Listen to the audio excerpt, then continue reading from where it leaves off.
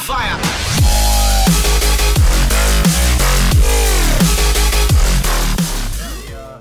We are going into actually game number 1.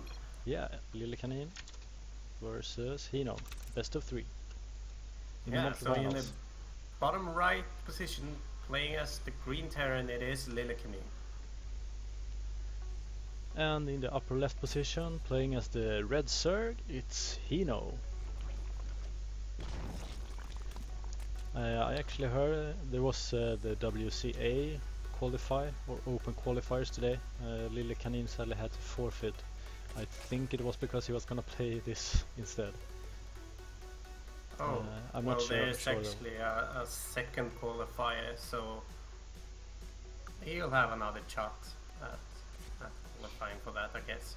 Yeah, and he's also a direct invite for Battle of Scandinavia too. Yeah, that is something Shout that out. is really important to be in. Yes, exactly. No forfeit there. Exactly. Obviously. So, hatchery before pool. Did you see if he did it at 17 or 18? That's really mad about, I'd say, about 17. Yeah, so 17 hatch at 18. and now a pool. Yeah, so macro-oriented playstyle from HinO. Probably gonna go for some early to mid game economical build here. And Lillekanin seemed to choose to expand as well. He has scouted the bottom part there, bottom left, so at least he knows that HinO is not there. Seems like he's actually going straight up with that SUV. Question is, will he still go with his Reaper straight up, or do you think he will go somewhere to the middle and... No, I mean by the time that SUV comes to the natural, he'll know where HinO is. You can see that Lillekanin opted for CC as well, so no the aggression from any of the players. See a normal 1-1-1 build from Lillekanin, probably gonna go for that mech oriented play style, gonna do our old switcheroo between the barrack and the factory. Yeah. And most likely. What do you think about Zerg playing against mech? What is the most viable unit that you really need in the early stages? Well, it's hard to go for Ling Bling against Hellbats that you will eventually meet. So roaches are the better option there. When it comes to late game, I'd say it's either Broodlords or Ultralisks. Broodlords is most of the time the preferred unit. Yeah. Together with Vipers and Queens. Yeah, Broodlords are really good to snipe off any... oh, he actually denies that. Expand, really good play there from Lillekanin, just delaying that third base. And we can see now that HinO is actually starting to float a bit because of this.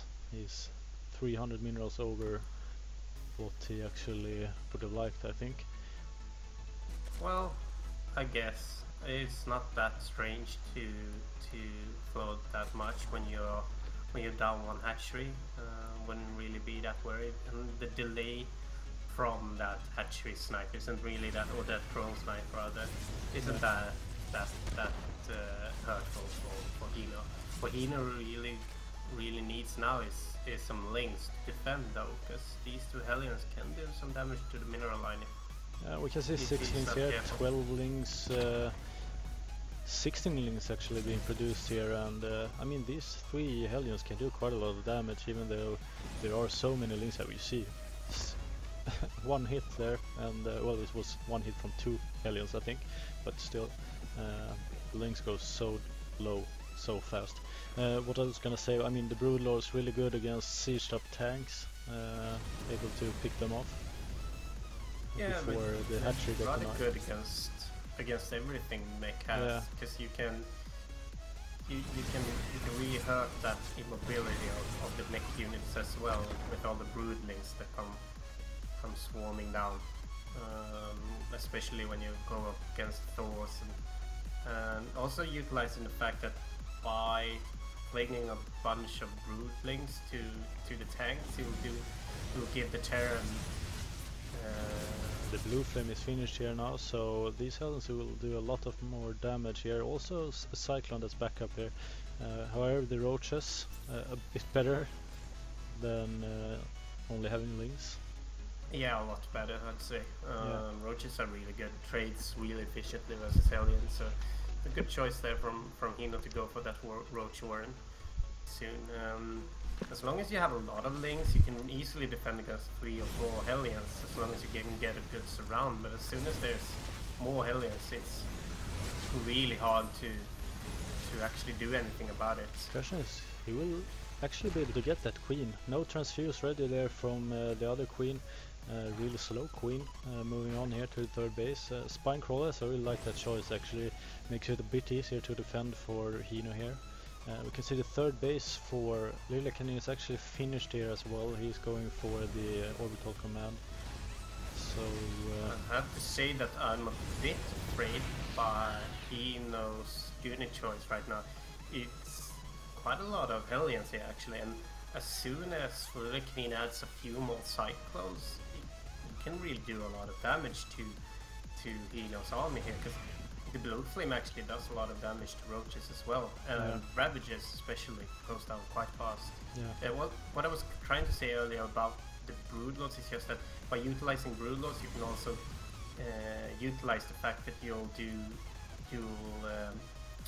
the Terran rather, the siege tanks of the Terran will do splash damage on the other tanks, so you'll basically utilize a bunch of siege damage on the Terran as well. So that's also a really good addition to the Broodlord when you're up against mech. So but rather what we're seeing right now, I think is a good choice by HinO. He shouldn't really let his queens get sniped too easily though, because he's actually gonna need a couple of queens to be able to defend. We can see. You see now that he saves one of the Ravages on real so good. really low, and real good control there. He's also able to actually put the fourth base down here and making the defense a bit further away from his main. Yeah, here on the other side of the map, Lillekanin gets his third done by now. HinO is actually supply block at the moment.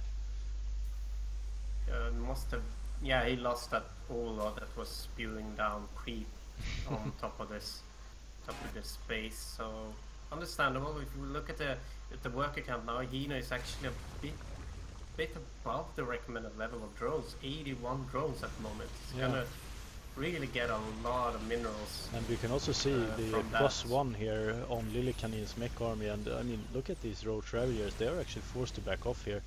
2 Ravagers really low there, but that Spine Crawler placement still doesn't really allow Lillekanin to go forward here. He tries to snipe it now, and he will be able to, and the Queen as well. And just as you said, here are the Cyclones. I mean, there are so many, and he can just dance around there, but some miss micro there actually. He got caught there by the corrosive biles actually. We can see now that there's actually 4 infestors here, and the infestors are really good if you want to catch these Cyclones, but at the same time you have to have the Terran commit a mistake basically, where he goes a bit too far with the Cyclones. Otherwise you won't really be able to catch any of them, because they are so fast. And seeing as the fungal is now a projectile, you can actually dodge the projectiles by utilizing fast units like the Cyclone. The problem with the infestors as well, if he's gonna hit the fungal, he actually needs to be in front with the infestors, and they die really fast against these Cyclones. So if they get locked on, he will probably lose a few infestors. That means he has to hit that fungal to be able to trade well. Yeah, exactly. By the way, I just got a notice from one of our viewers regarding music. Yeah, I noticed. It's gone right now, so... alright.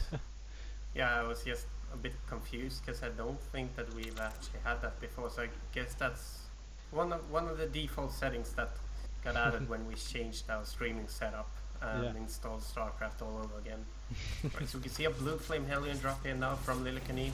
It's not gonna do that much damage, I hoped, but it actually is. I mean, we see 7 drones, 9 drones, 16 drones. There's gotta be another drop. Yeah, look at the flank here with the main army going in here with a bunch of cyclones here. Forced to back off though. He's actually hit with the fungals. Yeah. So he actually lost like 5 cyclones there, but here comes the liberators as well. 22 drones killed here. I don't know if that was actually good because HinO was up at 81 drones. Yeah, HinO had an opportunity to actually reduce that drone count anyway. So nothing too damaging from Lillekanin, but at the same time, I mean, you can see the possibilities of playing mech there, where with the blue flame Hellion drops and the Liberator harassments. Yeah. So you know that dancing back and forth here.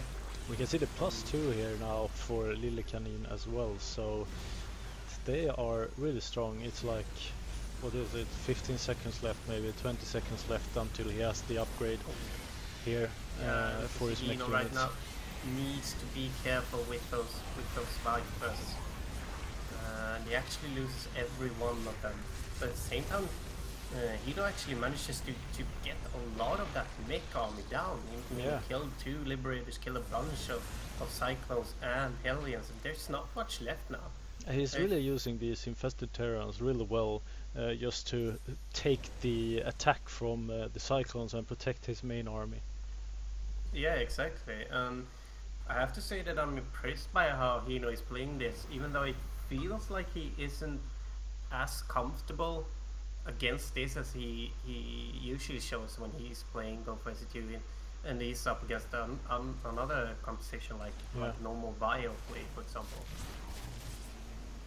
A lot of Hydras has actually been added here, and I guess I do understand why you go for Hydras later on, because you need that TPS from the Hydras to be able to get those Cyclones down.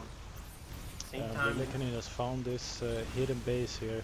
We'll be able to get this down, and really not much that HinO can do to be able to protect this. Exactly, he's just too far away from him to actually. He managed to get the he managed to get the Hellion at least. Oh, that's good. I guess it was from the broodlings that spawned from the hatchery. Yeah. And we can see the what's this called, reactor something. It's a Corvid reactor, and Ghost actually, Cloaking Field going down for the Banshees as well. So will we see Ravens now and Banshees added to the mix? Yeah, I guess so. Why else would you get Corvid reactor? It's not really that efficient for anything else than Ravens. Yeah. So I guess so. I can totally understand why you get Banshees in this mech setup.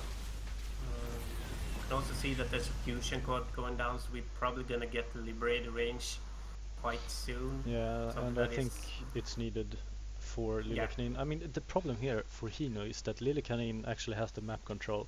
He is able to expand into his 5th base without any contest at all from HinO, while HinO actually lost his 5th base and had to cancel the, well, his backup 5th, if you say so.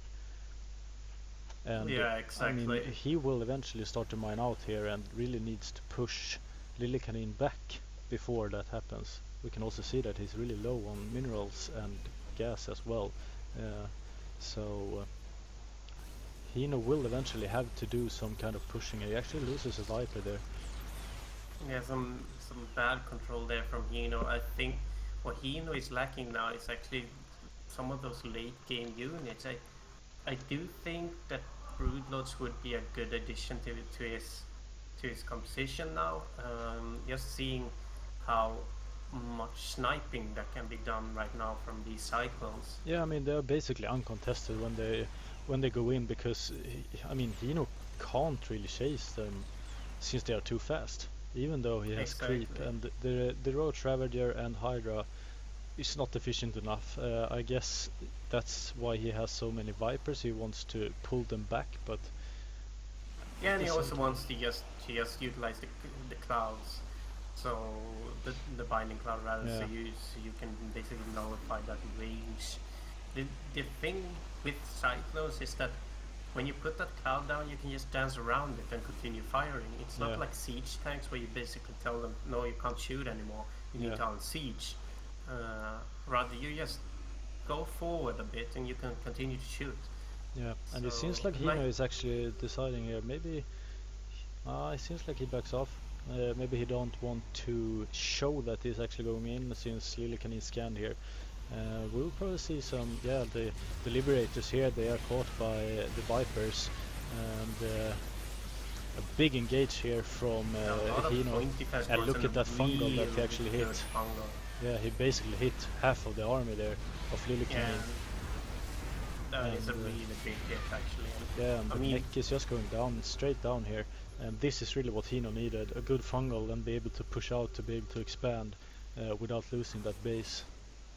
Precisely, what he actually managed to do now was clean up a bit of that mech army and get a little bit of a breather here where you can just get some more map control back in his favor. He's now able to move around the map.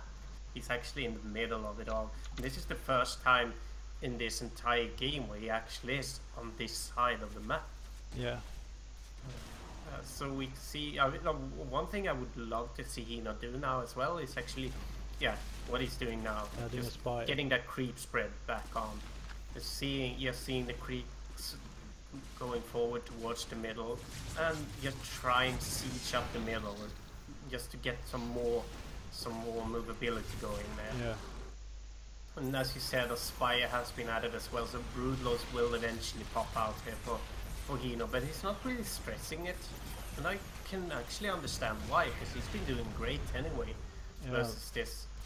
I mean, that base is so low now actually, and I mean it's not really good for HinO if he loses it. He has quite of a buffer though to be able to replenish his army, but I mean the main base is mined out a long time ago, and the second base is probably starting to mine out right now, and it feels like the third should also mine out. The Vipers here straight in, but look at these Thors in the backline doing so much damage here to but still a good fungal once again there from HinO. He's really on point with these fungals, and he's really trading well here, and the Thors are forced to back off. A tank here up in the high ground. It's all those infested Terrans are doing so much, just taking the attack from the Cyclones. Yeah, and also just being basically tank fodder, and that's basically what the Unis is all about nowadays. It's not really getting any damage from them. It's just tanking, just putting some more units on the field that your opponent has to shoot on. I wonder how Lillekanin, if he could. I mean, it feels like Lillekanin maybe should add a few tanks into the mix, because when HinO actually puts down the infested Terrans here, he is quite clumped up, because the infested Terrans move so slow, so his main army is basically standing behind the infested Terrans, so they would get hit by tank shots. I guess so, but at the same time we had so many Vipers earlier, and that I think was why HinO wasn't really going for, or rather why Lillekanin wasn't going for tanks. But there's no more Vipers now. Actually there are. I was just wondering where they went, but they are still here. Because they nullify tanks basically, and I think Lillekanin wanted to utilize more of a mobile army, at least until these Thors come up. But since the Thors are here now, I guess it would be nice to get some tanks going again. Yeah, I mean, also a problem for Lillekanin is that HinO is just pulling his Liberator, so he never fights under the Liberator, the watch of the Liberator basically. So I mean, forcing HinO to take tanks instead, well, I don't know, it's a tough one. It's basically getting one and getting rid of another. So, and well, both quite low on minerals. Lillekanin is actually ahead in bases, it seems like. Yeah, yes. One base we actually don't see Greater Spire. Yeah. So Only corruptors. yeah, so the corruptors are here for dealing with banshees. Other than that, it's mostly hydras and some roaches. Yeah. Yeah. Some weird move command here from HinO. I wasn't really sure what he was planning on doing there. 'Cause basically went in head on without really watching anything. The Vipers are down so fast, but look at these fungals. I mean, yeah, the these fungals are fungals. what's doing it for him. But still, there are liberators left here, and the Thors are fighting really well here. So, and I mean, now it's just basically corruptors, and that was a really good fight for Lillekanin. It felt like I don't know if HinO actually mismicroed his Vipers, because it just felt like he hit like 1 or 2 of those. I don't even know what it's called. Blinding clouds. No, the other thing. Oh, you mean that pulls the pull. Yeah. Oh my God, how can I forget about that? The yoink ability. And I know what you mean, and I think the viewers know what you mean as well. Yeah. It's abduct. Abduct. Well, it felt like he maybe micro that one, since. Yeah, he didn't really get that many of the liberators. They were still back there, shooting away, and also we actually saw a lot of those banshees getting total air control, seeing as all of the detection that HinO had was killed. So all the cloaked banshees were basically undetectable in the long run. So HinO left that first game. We are now going into our next game of tonight with Lillekanin. And it's Lillekanin versus HinO yet again. It's a best of 3 if I'm not mistaken, right? Yeah, exactly. So I think it's, I don't know if the semis are best of 5. I think they are also best of 3, yeah. So it's only the finals that are best of 5. And it seems like the bottom part of the bracket is actually 2 matches finished. Bly advances to the quarterfinals together with Strange. So they are actually facing each other, and they are on the same bracket half as Lillekanin. So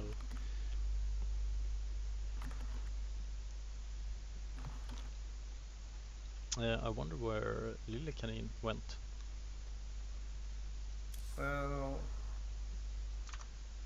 I mean, he should be here. He should be available, but maybe he's celebrating away. Yeah. Yeah, there he is.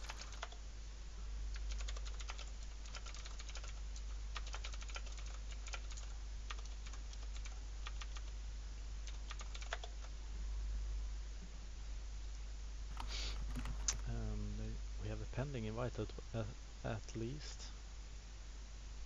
Progress, but no, and maybe he went on a quick toilet break. Yeah.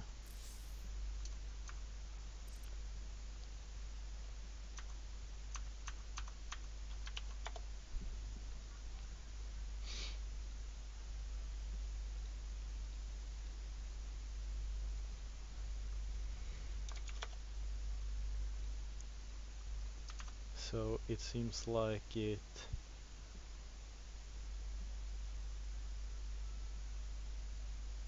Sad that I missed that. Oh, apparently he will host the game. Aha. I see. Aha. Aha.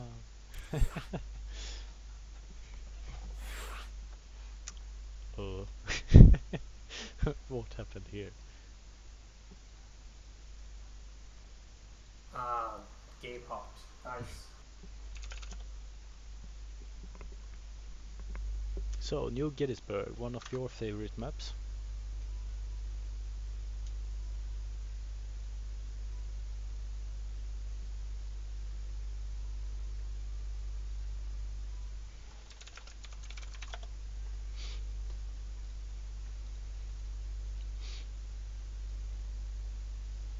Are you still here?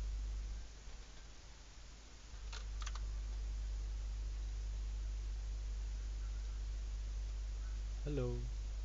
Hello. Yeah, I am actually.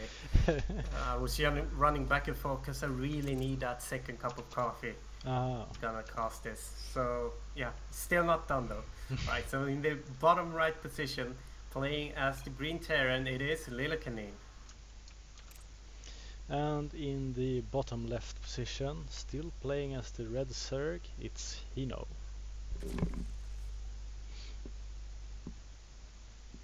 So yeah, so 1-0 to Lillekanin, or 1-0 rather. Yeah, what do you think HinO should have done differently? Was his transition too late into the brood loss that probably would have come eventually, but... Well, I think so. I think 20 minutes plus, it was basically 20 minutes at least, not seeing a single broodlord is waiting too long, because those banshees will in the end, together with all the other options that is on the mech table there, it's just too much for the hydras to handle by themselves. Yeah. I do like the fact to have a lot of hydras in the long run, but that should rather be as your buffer for the broodlords. You need the broodlords as your main source of control, and then vipers, queens, hydras, maybe even roaches, ravagers, infestors. Everything else will basically be some sort of support unit to the broodlord, because the broodlord is the one that gives you control. At least that is my understanding of the matchup, basically. Yeah, sounds legit. And well, I also feel like sure, in the beginning the Vipers did some work where at least when they were able to catch 4 or 5 liberators, but still, I mean, just going in and taking those liberators made him lose them all the time. So it was like trading a Viper for a liberator. And yeah, exactly. I don't really know about that trade, and it feels like I mean, as we saw there in the last engage, he basically had to kill the liberators, because once he stood and fought under the liberator in the liberator area, he basically got shredded. Yeah, exactly. The liberator souls do really hurt, but at the same time, I don't think he would have needed to be in that many souls as he was. He missed a lot of the abducts that he could have done. Yeah. Yeah. Right, so on second 1-1-1 build, it looks like, but rather not, because this time he's actually churning out a lot of marines, which does look a bit like he might go for a marine mine drop. Yeah, it's I mean, it definitely feels like it. He has also blocked off. I'm not entirely sure, but it is a weird building, that's for sure. Question is, will he actually? No, he will lose that. He will. The DPS from 4 Zerglings is too much for a lonely SCV that joins in too late as well. Yeah, exactly. A bit too slow to go there. That poor SCV. Yeah, not a good day on the job, that's for sure. Failed miserably with your... Yes, so I think we're gonna see a marine drop.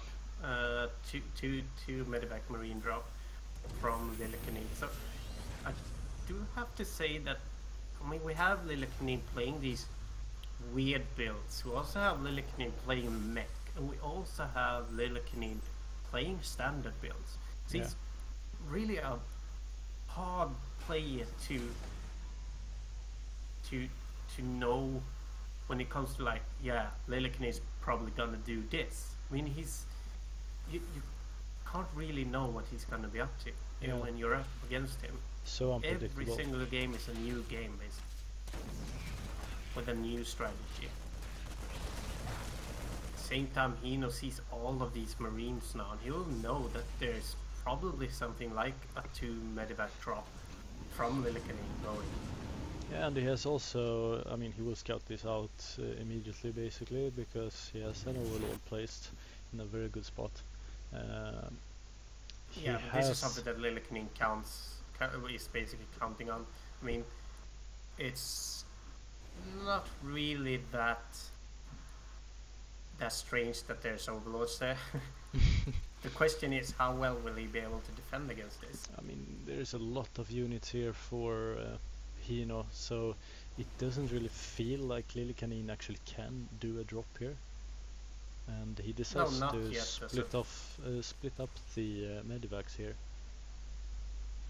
Yeah, so one of them is probably gonna stay there for a while now, just being a threat rather for HinO, and this other one is gonna see if there is some poking potential. We might actually wait a bit with that one as well. I really like this from Lillekanin, because what we can see now is that he's actually going for some. I mean, it's a sort of bio drop here, and might have HinO thinking that, well, Lillekanin is going bio this time, but now he has produced 3 or 4 factories. Exactly, and he actually manages to catch 2 of these liberators while they are actually just on their run. But Lillekanin doesn't care. No, because he has already control-clicked this, or shift-clicked this. Yeah, and has killed pigs as well. Yeah, the thing about liberators. They kill everything that they shoot at. Yeah. Eggs, lava, doesn't matter at all. Queens even. Just kill them. So close to lose that queen. Not enough though. 8 health. Thug life. Oh, the medevac is down. There's a good control there by HinO. I was actually gonna say that hopefully he won't shoot before he corrosive biles, but he accidentally does, which made Lillekanin aware of the attack, but it just got so fast. Lillekanin did not have a I was wondering what is this Liberator doing at the moment. Yeah, I like how Lillekanin actually had full control over that Liberator. Yeah, just even though it looks like it looks like it's basically parked there. He doesn't really watch it at all. Right, so we do see now the transition to a more of a mech play. We have 4 factories here already, some supply depots, and the transition into mech will hit HinO quite well actually, because there's only roach ravagers here. There's some infestors going down now though, so the question is, when will we see Hydras, and will we see a Spire a bit faster this time from HinO? That is something that we are going to witness quite soon, but as of now, we don't know. You can see a much earlier Spire here from HinO as well. He's actually starting to build it. Yeah, I was just asking that. I mean, will we see a fast Spire this time? And we actually do. Yeah. Just like a few seconds after it popped down. So, well, we actually killed his own. That was actually a bit weird, because I would actually not think that they would hit. No, it felt like it was too far away, but I guess not. Below the range of the hatchery, but actually managed to shoot it down, and he will probably lose this one as well. Oh, those Hellions.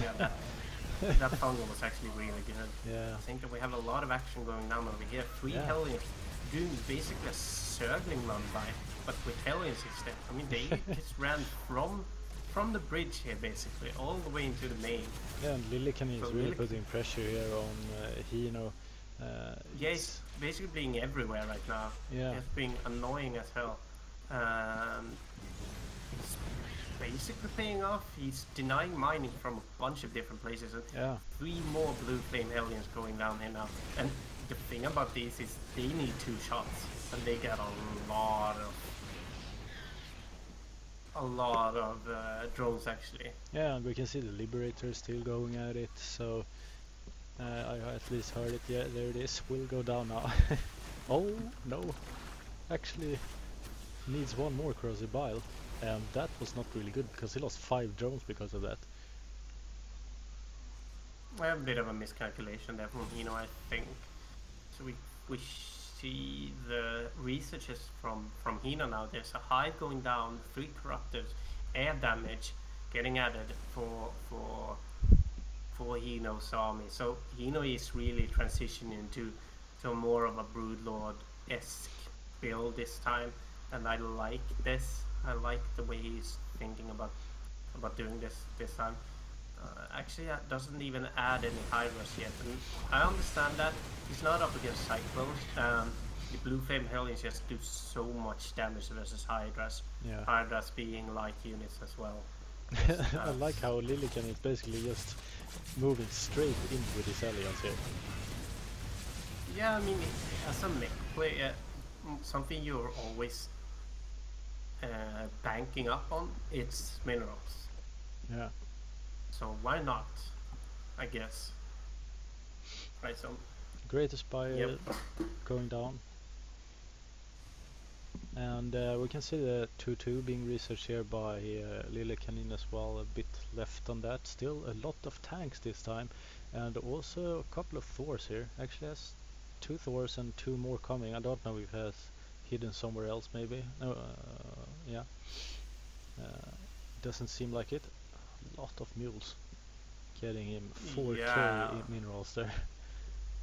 A lot of mules from all of these CCs. The +2 is almost completed. I mean, there's a lot of tanks this time. Yeah. So both players are going for the most standard play. Not as many cycles, actually no cycles at all. A lot of tanks, some Liberators, and Thors. Versus a not Great Aspire finished Zerg. Yeah, that was a long word that I just made up. Basically. Alright, so another Hellion harass is going in here now, but this time they're Spine Crawlers. Yeah, Spine Crawlers bunch of them. really good at defending against Hellions. I really do like how he's defending this uppermost base by just pushing down flanking down a couple of the Spine Crawlers. And he has his 5th going down here as well, but I mean, I don't know really. It feels like Lillekanin is. I mean, he's not far behind with his 5th. He's actually soon finished, so they're basically on equal basis. Yeah, not as much of a stress factor when it comes to going up against a mech Terran. Just that base count. What is scary here is the production count. I mean, if Lillekanin gets enough production in the back, it can really start to hurt. Because what a mech Terran is most scared of is losing too much of his army at once, and not being able to resaturate that army basically. And I mean, we can see that now there's a lot of production actually getting added here for Lillekanin yeah. every once in a while. And he has also, I mean, he is 200, so he has the army that he needs at the moment. But I mean, he sees the Broodlords here as well, so the question is how will he counter these Broodlords, because he has to pick them off somehow. Yeah, exactly. We don't see any Vipers this time. I don't approve of that though, because you really do need a lot of Vipers. He's actually deciding to trade just 2 tanks here, maybe adding. Yeah, he's actually adding a Viper and 3 Ravens here, so. Yeah, I would like to see some Vikings actually for the Broodlords, but as of now we don't see that. We see that Lillekanin decides to trade a bit more of the supply. That is understandable.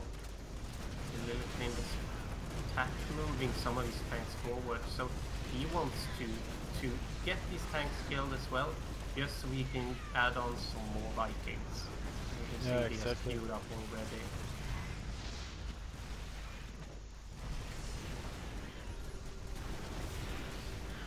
Alright, so the big siege is coming now, and this time I think it will be hard for Lillekanin to do anything about this as of right now.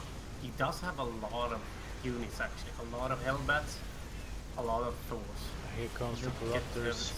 Yeah, the point defense growth that would probably pop out. No, he actually sacrifices the Ravens over here.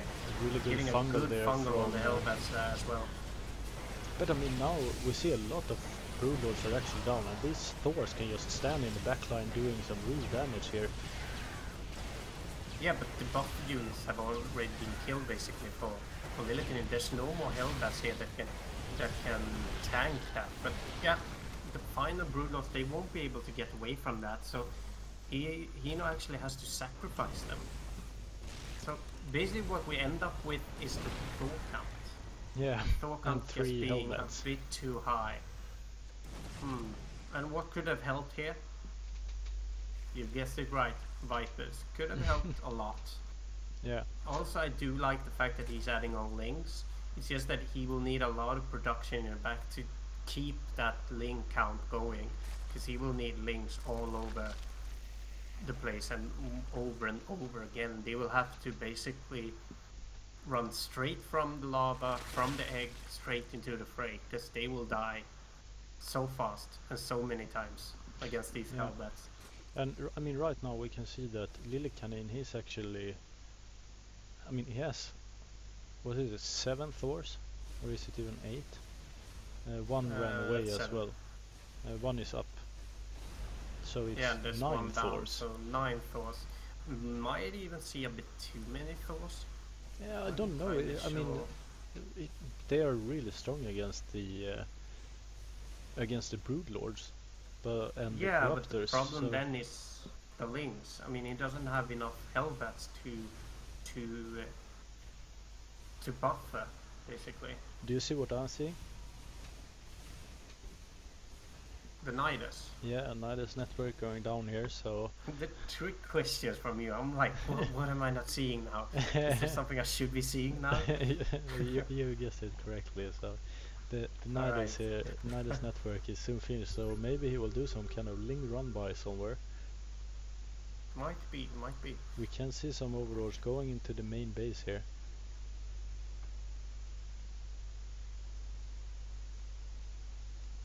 And well, I guess we will probably see some sort of harass here. The question is, there it is. How much of an harass is it?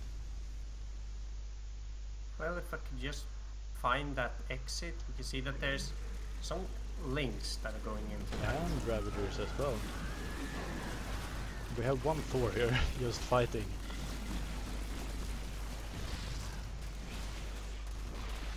Yeah, the one Thor is gonna get killed. Yeah. With 2 Hellions. It's actually quite a good trade. He won't really get any damage out of that, besides the Thor and the Hellions. Still good, and also nice to just put that pressure out. Like, look at this, look at what I could do. Yeah, be afraid of me, because this can happen again. Yeah, exactly, just some mental game.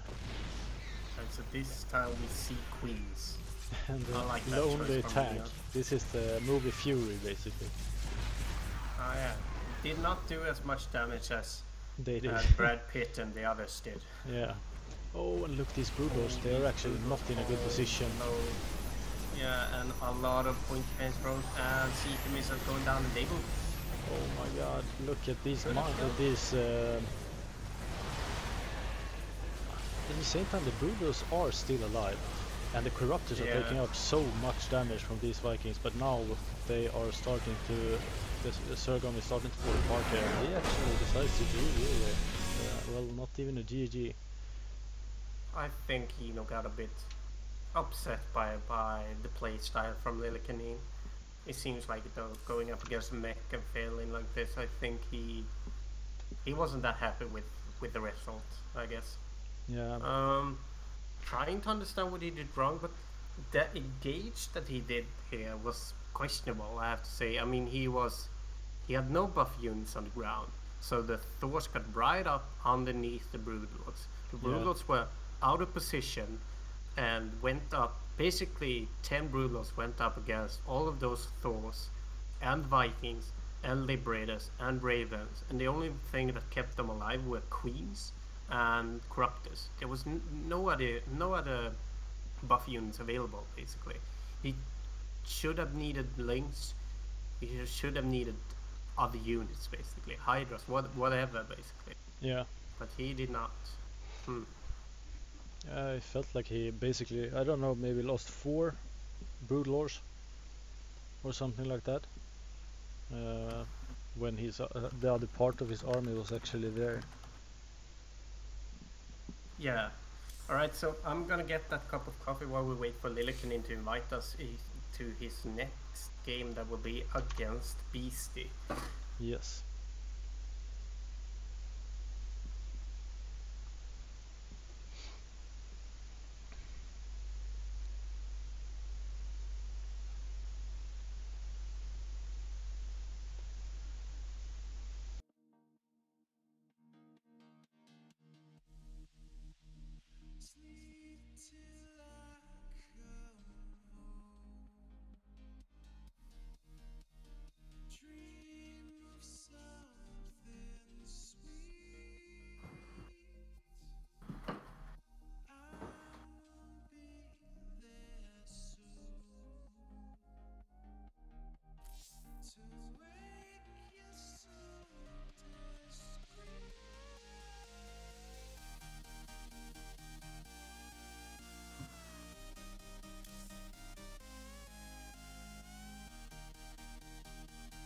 Go Red.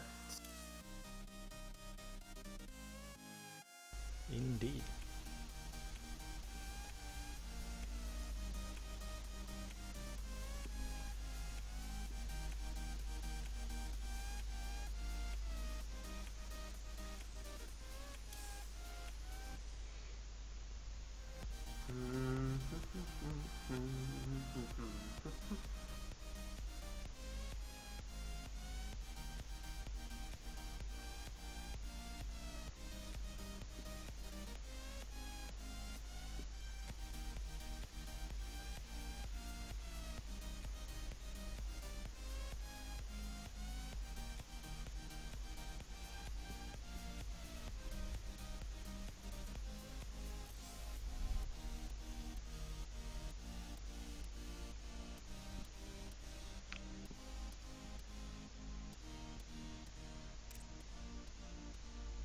Right, so we are waiting. Should we perhaps go for a quick break? Or Well, I guess they're just doing the veto process. It seems like both players are here at least, so yeah. we'll probably be live in like a minute or so. Right, so while we wait for that, sadly Snoot could not.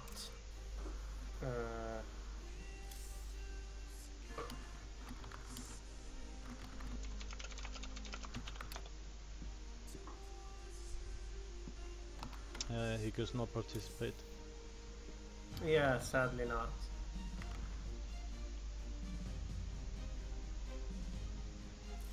I'm glad to see that Wardy decided to go for Prime Lot as well, so nothing, no real competition there at least. Yeah. Even though we do have that main competition of him casting, of Maraleko's casting, and it seems like we are not doing as well as you could have done when it comes to viewer count, but who cares? We are still doing it. Yeah. And I think that the viewers that we have right now are appreciating our cast at least a little bit. Yeah, let's hope so. And this is where they should all write, "Yay, you're the best." We'll see in 3 minutes if that is what they think. Exactly. So weird, I can actually join a lobby with Lillekanin, but there's no one in it. No, he seems to be in a custom game.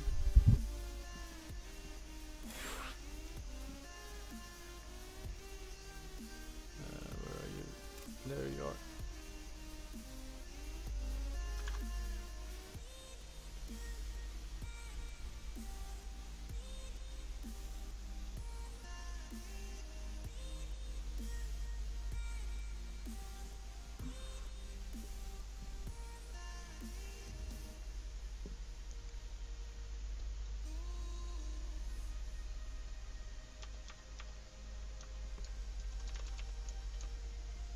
How did Shepard know that? How did Shepard know what? That I'm sitting in a closet. Good question, actually. Have you told him? No, I have not told him. Yeah, so we are going live here with Beastyqt versus Lillekanin at King Sejong Station. And this time I will remember to turn off the music. Goody. So TVT. Exactly, tanks and marines. What? Alright, in the bottom right position, playing as red Terran, it is Beastyqt. And in the upper left position, it's our only Scandinavian hope in this monthly finals, it's Lillekanin. Exactly. I, for some weird reason, thought that Space Marine was going to play tonight as well, but I guess that is because he is in the top 16 for this month. Ah, And so that the is order what is I not. got it from. Yeah. Yeah, I think it was only, let's see here, I think Snute and Lillekanin was qualified top 16. But then we had Sugiliang from Finland, I think at 18th place, so he was one spot away from, now when Snute decided to forfeit his position. He was actually one position away only for being able to play, so that would have given us one real Scandinavian and one pretending Scandinavian. Pretending. Yeah. One fake Scandinavian. One wannabe Scandinavian. Exactly. But one full, what do you say, one Nordic hero at least. I guess. A Nordic hero is better than No hero. no hero. Because you can only be a hero if you're Scandinavian or Nordic, right? Yeah, exactly. Sounds reasonable at least. Yeah. Right, so not much to say about the openings from both players. They are both going a bit greedy. One is getting some Hellions, the other one is getting a reactor. Hellions, new Reapers. No factor out yet. Oh, sorry, Reaper, obviously. Yeah.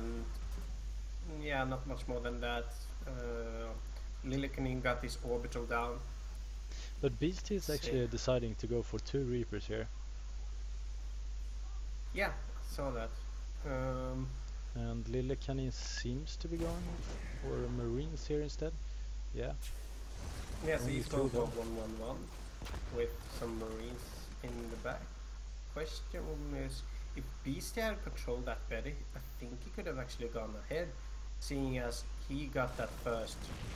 And that was big from Lillekanin to get that Reaper, because now Beastyqt won't be able to do really any damage with the Reaper that comes here. No, exactly. But he actually kills one. Throwing some grenades can do damage to Marines, though. Yeah, most likely. Or most certainly. The first blood goes to BC. No. I do.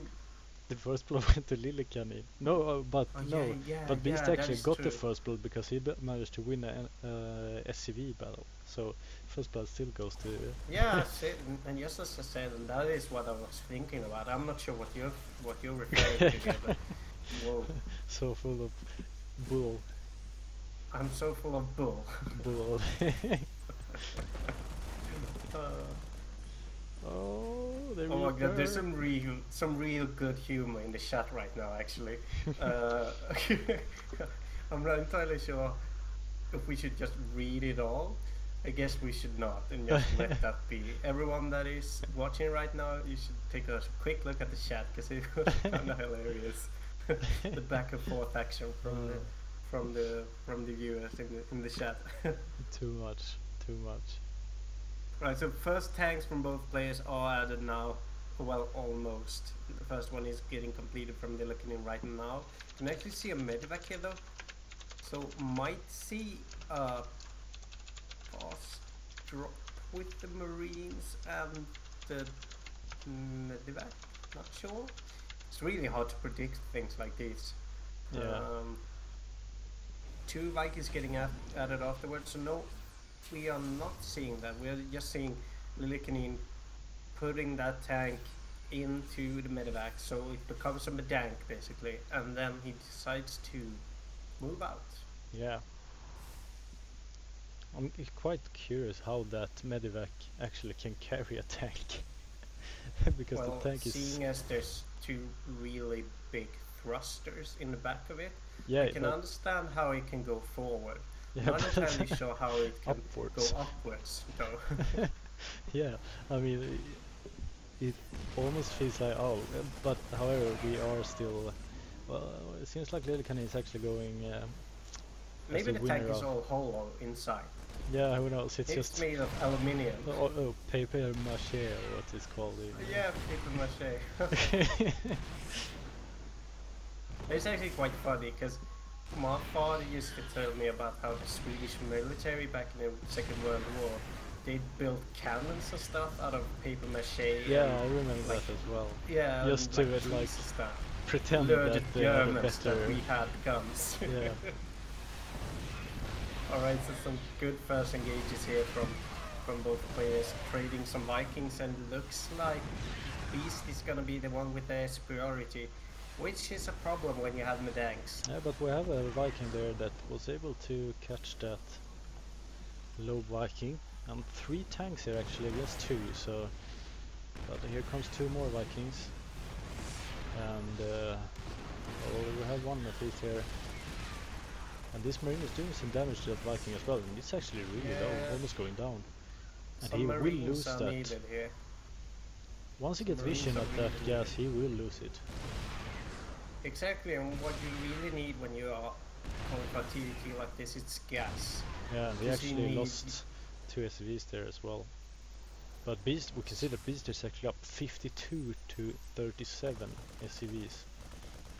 Yeah, it looks like Lillekanin is going for somewhat of an all-in here. He's getting so many tanks up now, and I'm not entirely sure if I approve of this. He's able to get the Vikings. 2 Vikings like that, and that is not good at all. And now he has actually unsieged the tanks here as well. He has 1 tank up there, but I mean, if he loses these 2 tanks, he is in a quite bad. But he's actually forced to pull all the SCVs here. All the SCVs here, yeah. It's just so many tanks, and look at the damage that these tanks does to the SCVs. I mean, we knew that tanks are good, but yeah, there's not entirely sure why don't see. Yeah, Beasty was still ahead in SCVs though. Yeah. Like 15 SCVs more or something. So I wonder if he actually should have went for the SCVs there and not just go straight forward for the tank there instead. Just trying to maybe prolong. It felt a bit weird from him to start chasing tanks around unsieged. Yeah. But it seemed like Lillekanin was going for an all-in, wasn't entirely all-inning, did not really have the resources to back the all-in up, and Beasty basically survived long enough to overpower him basically in production. Yeah. Just not getting damage to that third and letting it go up, I think, was a problem for Beasty. Yeah. Let's see if it was... Yeah, I could join the lobby here. It was just some lag for me. I'm inviting you now. Yeah, well, that's weird. I'm downloading because I was already joining the lobby basically. I didn't get it. Right, so now I can't even join. It was the same for me actually. Well, it says entering lobby now, so let's see if it's working now. If I might even need to restart my game or something. It's just pending for you. Yeah, it's just saying entering lobby. I'm just gonna restart the game. Yeah.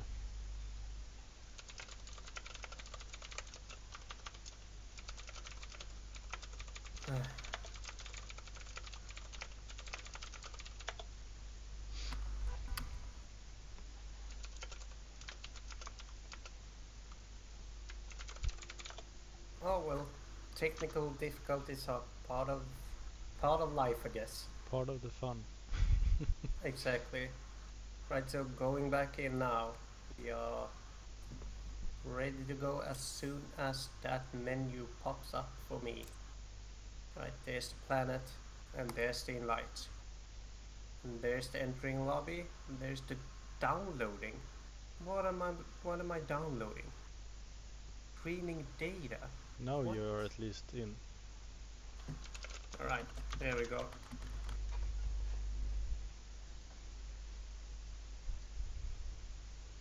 I wonder what happened to Lillekanin. Ah, he's still here. Good, good, good. Alright, so we are moving into game number 2 on Galactic Process. Beastygt TV graphs. Yeah, I don't know really what that is, but I guess that's that first blood feature that we've seen on the stream sometimes. Oh no.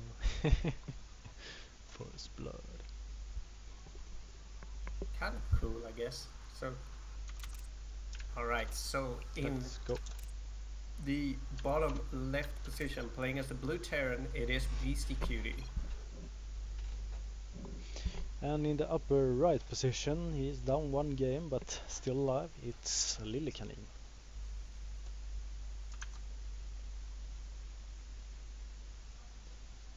So, well, I mean,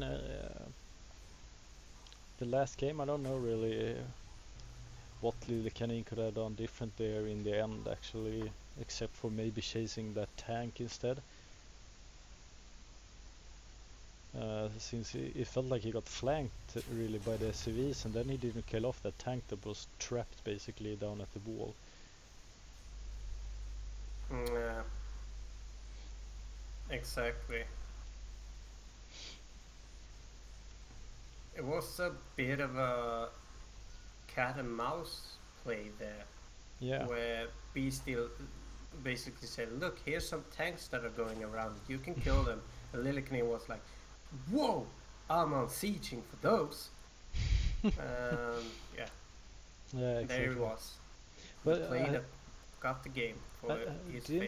didn't Lillekanin actually have 4 tanks there? He could have left one sieged.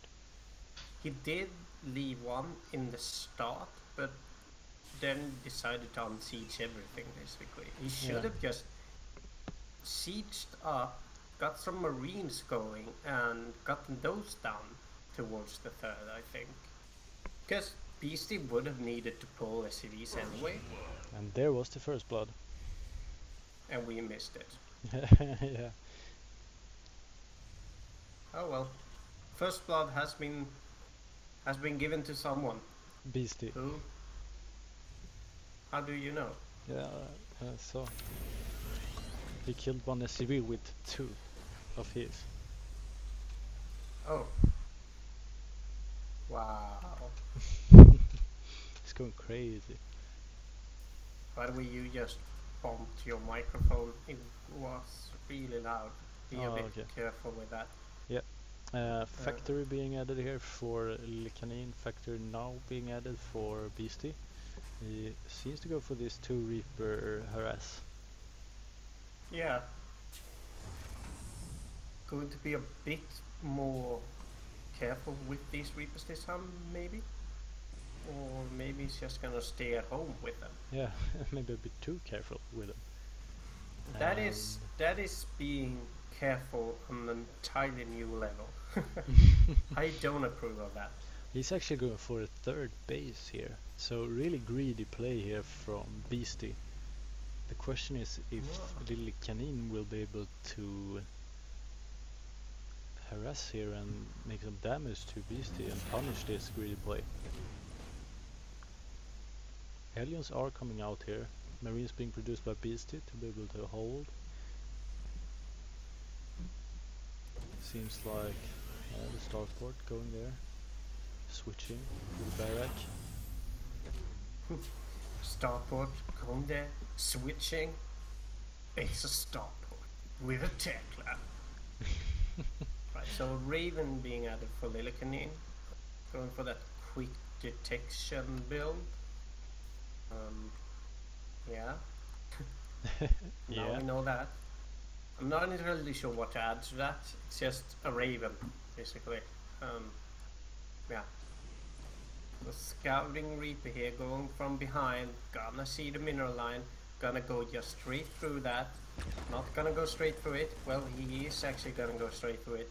He sees everything now. Yeah, full information Actually there for manages to Lillekanin. get an SUV as well. That was already low. Yeah. So Good job there from that first reaper. Whoa. These reapers are up for a real burning treat. barbecued reapers. Exactly. Tastes good, I guess. Well, 5 Hellions moving out here. Wall off for Beast here. I really like that choice that he decided to do this. However, he has a tank here as well, so this will be basically impossible for Lillekanin with this small force, I guess. He has the Raven though.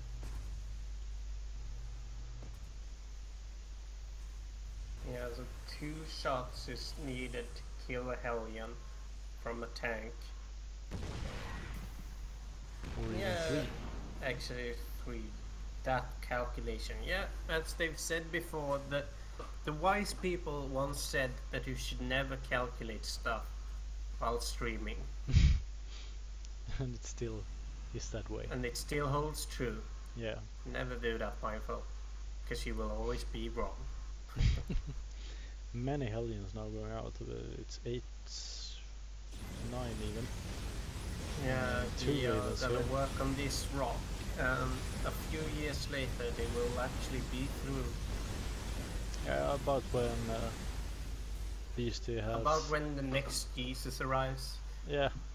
The next Jesus. If you think that there's been one Jesus already, then about as long until the next one. That is when the rocks will be down, basically. Yeah. As long as he's just utilizing Hellions. Right, and now he's actually gonna go for the sneaky version. Yeah, but there's a Viking here. The problem here is that this will take almost as long. No, it's gonna be quicker. Actually not. And you will have the blue flame here as well. By the way, I'm just gonna add to this real quick. But look at these flames. Actually quite good looking.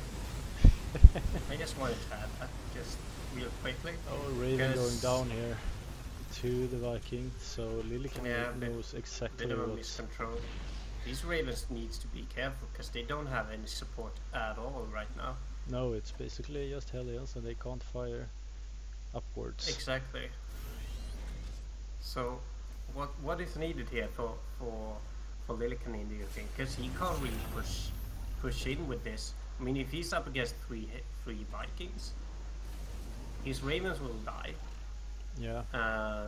His Hellions will totally ignore them and go directly for the Marines. I think he could actually do a lot of damage to the Marines with the Blue Flame Hellions. Yeah. But the tanks would rip him apart eventually. Yeah, and the Beastie has so many tanks right now. I mean, he has 2 queued here as well, so he will have 4 tanks at least when Lillekanin decides to push in here. And I mean, just with Hellions that won't do. He needs something else. And now he's actually moving out with 3 Vikings and 2 tanks here, and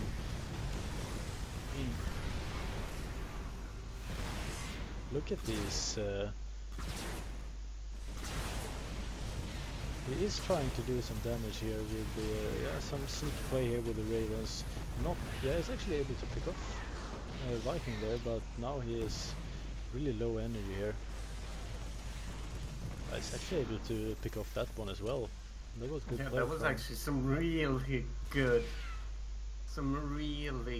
control there with the Ravens. 3 Vikings versus 2 Ravens. Apparently 2 Ravens win. Yeah. So you've seen it here now, guys. Ravens are good. Always first on Viking TV. Yeah, Viking TV.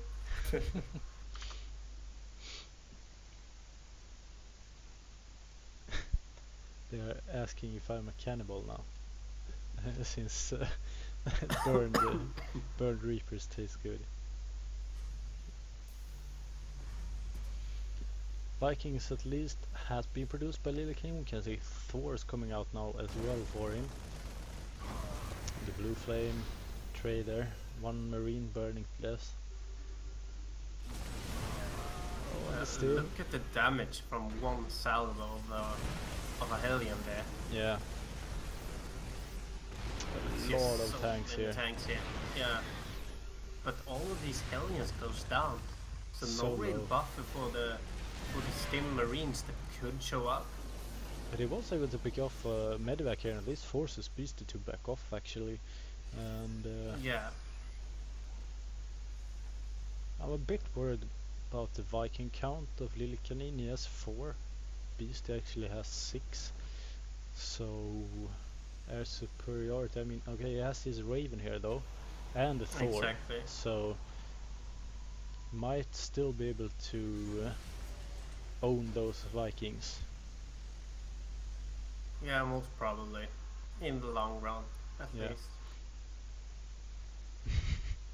Nice zooming. It's a mech party.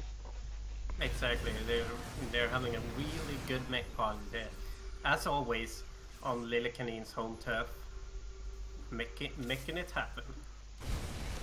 Why did you sound so glad when you said that? I don't know.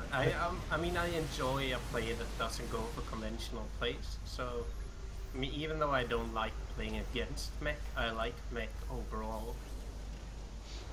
For example, when we play team games and I play Terran, I always want to go mech. 4 SCVs actually goes down for that small harassment that Lillekanin made here over here. Some solid map presence from Lillekanin every once in a while. We do see the Beasty wants to control this core of the map as well now. I guess one of them is going to be, well, both are probably going to be planetaries eventually, and that will basically lock down this quarter of the map for Beastygt. And it doesn't seem like Lillekanin is doing that heavy of an investment compared to Beastygt there with 2 CCs, which might, as you said, eventually turn into planetaries. I mean, that's 1400 minerals, right? Yeah. What did you say? 1400? You say that for 2 CCs with the planetary. No, a lot of well, look at this bio armor though, it's doing some real damage here to Lillekanin, and these marauders are actually going through, and the Viking count there as well, just shredding Lillekanin's army here, and this does not look good at all, and this GG. No, I think that's GG. I mean, the engagement there was over in a couple of seconds. I wasn't even sure what to say there. It was like they just stemmed forward and what? That was over quickly. Is it a wait a second here, because now they said that Lillekanin, no, what? Lillekanin prime lot. It's not a lower bracket, right?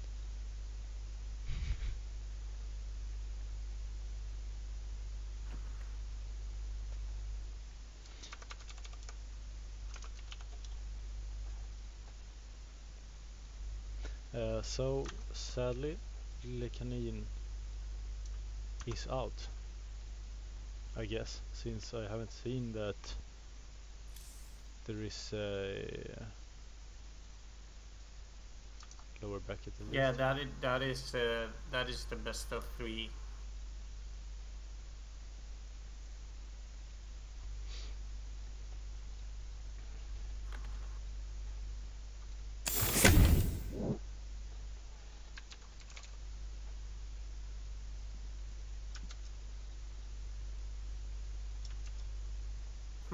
So I think let's see here. Puggy's gonna do Strange versus Beasty. We will do that as well, I think. Since hold your sucks. well, it's the. I mean, we can see the Savannahs want to go for Beasty as well. and Puggy also.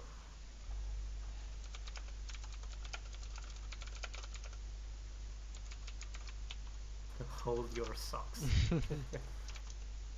I asked Beasty as well, at least before we said anything, and it was alright with him, but let's see what happens.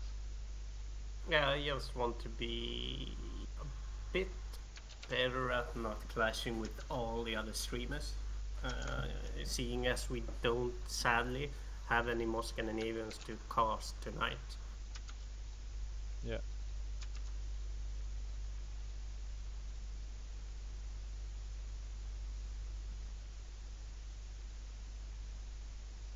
So let's see, Prime Lot versus Keen is being played, a true one against Guru, it seems like.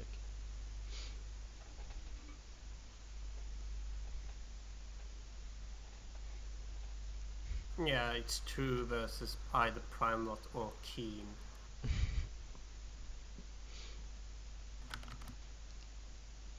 So everyone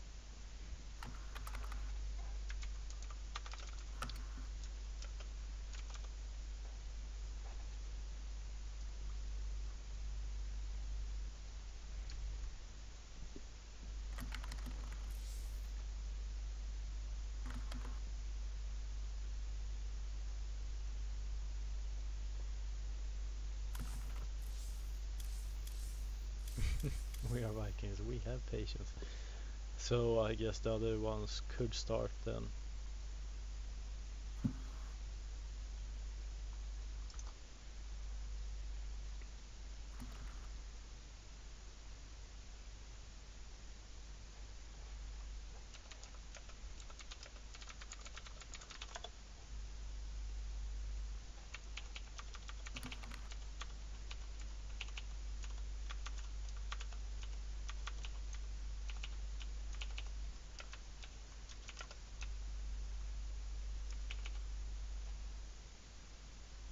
Oh yeah, I totally forgot about the planetary. What was the what were we talking about? How much it costs? Isn't it 800 plus 250 for each? Because it's 150 minerals and 100 gas. No. Isn't it just 300 minerals for a planetary? All right. I think so. Okay, no math. No math. No math. I'm gonna Google it though, because I hate things like this.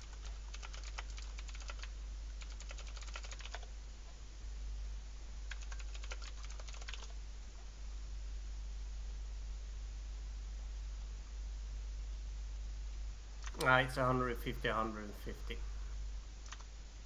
So it is 300. So that's 4, 8, 11, 14.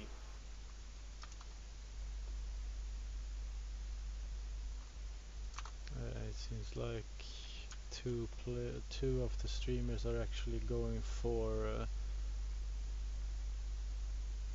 let's see here, Wardia and Keen versus Prime Lot is casted by Gauntlet, and then we also have let's see here, SC2 Improve, that's Wardy going for Keen versus Prime Lot as well, so I guess they will continue with that upper bracket. So yeah, they will go for true eventually. Yeah.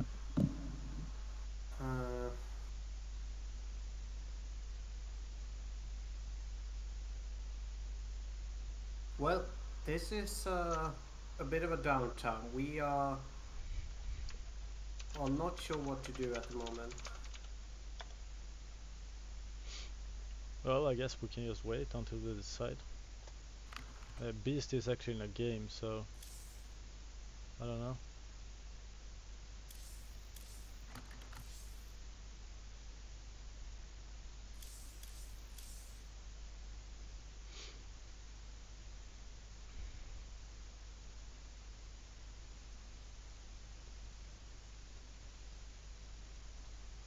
So what do you think? Should we go for the upper or the lower?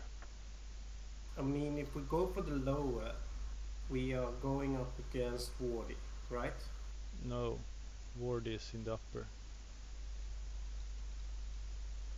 Oh, so they are all in the upper, and Beast is in the upper as well. Beast is in lower and Strange is in lower. Do you have the bracket? No, but the thing is that if we... Yeah, but then I was talking about the right one. I mean, if we wait, we go up against Wardy eventually. Yeah, we will go up against Wardy. Anyway.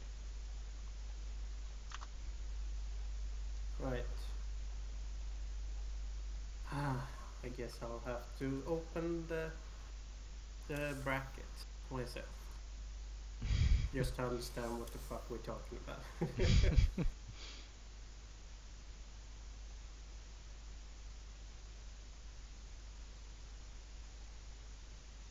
Yeah, because one of those is a semi, and the other one, yeah.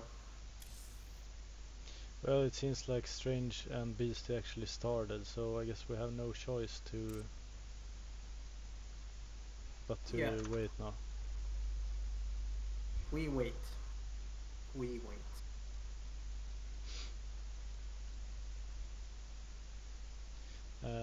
So we can take a quick break until the other match is finished, and then we will be back with True versus Primelot or Keen. Exactly, so yeah, be right back, guys. Yep. Stay with us.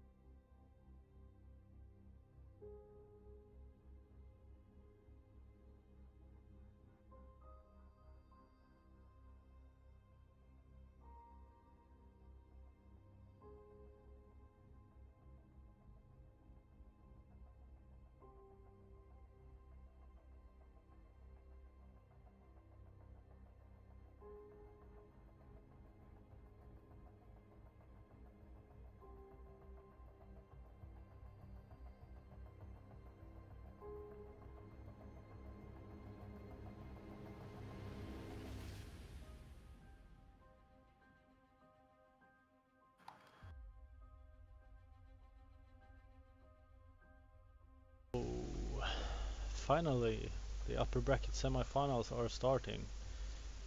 Yeah, exactly. So it's a CVT. In a best of Did 3. you find me? Yep. Alright, so in the bottom right position, playing as the red Zerg, it is True. And in the upper left position, playing as the blue Terran, it's Keen. So, 2 Koreans facing each other. Yeah. Shada. True Koreans. They seem to be keen on StarCraft. The word plays. I'm almost sounding like Rifkin now. Can you do something with True's clan tag? Then I will be really impressed. It's hard when we don't have any Protoss in the game, I guess. I wonder if you could actually pronounce it system. No. There's no Y. No, but System. System. It's like a probe saying system. System. Right, so 2 true Koreans that seems keen on StarCraft. Sidestorm. Okay, I was not impressed by that one, but okay. Okay. Oh well. Then forget it. Right, we can see Keen not finishing that wall off as of yet. He is comfortable that there won't be any really early Ling run dies. 6 links being produced, 8 links actually. Yeah, the first Reaper is almost out. A Reaper can go really far versus Zerglings this early into the game. Without speed, can basically kite them forever. Yeah. This is well, taking that gold blaze, trying to destroy that wall just to prevent the harassment from the other side. Yeah, I like that choice, and I guess that is why you actually got that many links. You also get those rocks down fast. Also a queen down here helping out. I think he actually produced a queen down there before he produced it up in the... yeah. There comes the other queen, so... Yeah, so the first queen is for the topmost hatchery, and the other queen is for his main. Yeah. As we can see, he is adding on drones, so he won't go just yet. As we can see, he is right now he's working on those rocks. I'm gonna go for some fast creep spread here. Almost loses that creep tumor. Actually manages to just save it with 3 1 HP. 3 actually. So You don't have to... what to say? Ta ifrån knäna. Take... well, you should remember that when I actually clicked on it, it had basically 2 HP regen already done. So you are that was forgiven. calculated. Yeah, that was actually a calculated. Calculated. Some early Ling harassment here, doing maybe some damage here. He's able to actually kill off the Marines here. I mean, got all the Marines. Sadly, goes up against Reaper though, and that is a bit too much for the Lings to swallow just yet. And with the addition of some more Marines now, they won't really do that much actually, or they could maybe take 1 SV down. No, it doesn't. But seem they like do it. manage to scout, and that is good enough for True, I think. Yeah, he Just can see. seeing that there's a bunch of Marines and the starport being added, he's probably gonna see a drop. The question is, will Keen actually continue to work towards this goal, or will they switch it up now that he knows that True knows about it? I guess, I mean, with the bases that True has taken here, he's actually quite well defended from the regular harass, maybe on the first expand there, on his second base and his third base, but the real vulnerable point is actually at the main base. If you look there, coming in from southwest or west into that main base, and he also lacks the creep spread up there, so he will be a bit delayed trying to get up there, just between the ramp and the not there, over there. But he actually added the creep tumor now, so we got the creep spread there. Yeah, I saw that dot on the map, so I was like, but there's no missing creep here. So I was like, is he talking about some other place? Then I So I understand. wasn't really sure what to look at. I'm a bit surprised that Keen actually goes for this push anyway, seeing how True knows about it. But I mean, yes, he gets a lot of creep tumors from the push anyway. But the drop shouldn't really do that much damage. But we'll see now. I mean, True is already moving his forces towards there, so I mean, he knows about it. He seems to not be the one show that he knows it, so he backs off with his forces for a bit. And I like that choice. He wants that drop to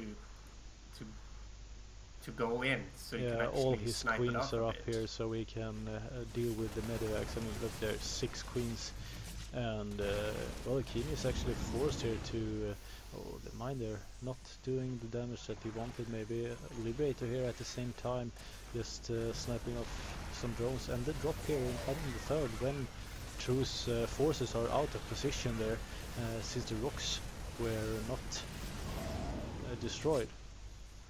Yeah, the distance between these bases are, although a bit more scary than I think True thought about, because look at the way that they can move between here and here. That is like a pretty long distance, as long as you don't bring these rocks down. So I would actually like to see True get creep all the way down here and get those rocks down ASAP, but he actually decides to go for counterattack instead. And I like that choice, because I think that True can defend against this anyway. Loses one medevac already. Yeah, the question now though is... A lot of queens coming in here though, and also... here comes the defensive force. Yeah, and look not at... every one of those can actually go and away. it will so be a I mean, baneling bust now up at the walls here, Terran wall, but there's a tank. They're doing some but this the wall tank is will just go down going, immediately. And simply too many banelings here to handle for exactly. Keen, and they are actually inside the mineral line getting God, so look at the many hits here. SCVs. Cleans up all of those SCVs. That's a killing move, I have to say. Look at all of these SCVs getting sniped down right now. Not enough here for Keen actually to defend this. And 28 workers has been killed already, and I have to say 29 even. I have to say I'm really sad that we did not get to have WCS mod this time. Or exactly, the game mod, because we would have seen so many workers getting killed, and that notification is lovely. See, so look at these banelings just waiting here to go in again, and here they come. Give me a zoom in. Oh, and they are just blowing up. Run, Marines, run! Oh, and he's actually getting some even more here. And he will get the tank if he decides to. Oh my god, but he's just trying to... Oh, so close. Well, I thought he was actually gonna get connects earlier, so I should have probably zoomed out after a while, but yeah. It's so fun. We did get to see some workers pop though. And actually, True is bringing in drop lords. I like that choice. Somewhere. Where are they though? I don't know. I just saw that he morphed 3 drop lords, but I have no idea where he had put him. There is one. And it's a baneling drop lord. But the question is, there are the other 2. And the question is here, do you think he will be able to drop on this force? Or will he just... do, but he seems to have been rallying these already towards somewhere else. And he could actually come from both sides if he wanted to. But I don't know if that is a plan of his.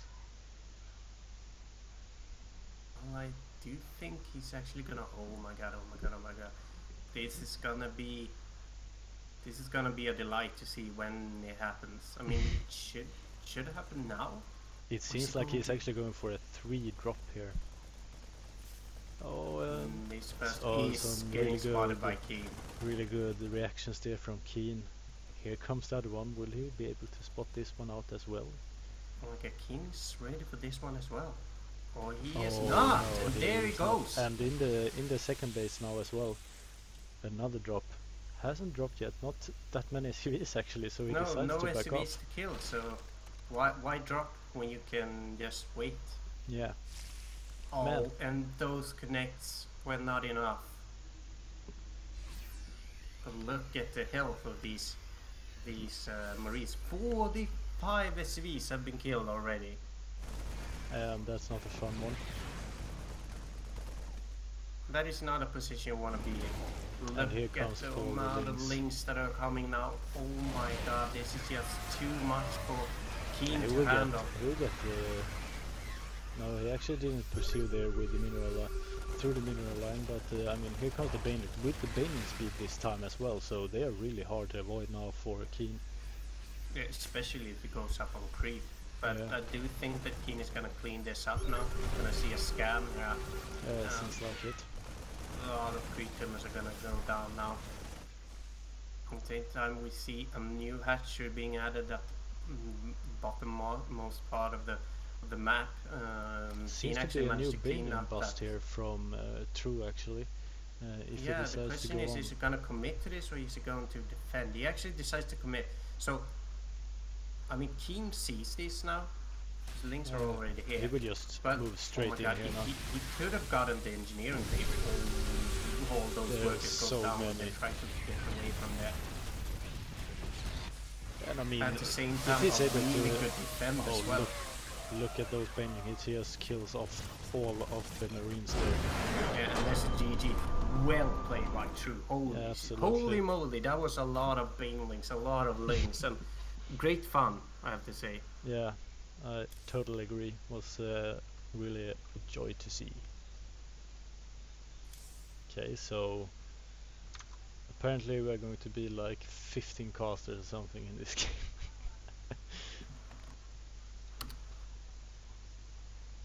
I love how he says inv, and Magic the Russian writes invite with weird symbols and stuff.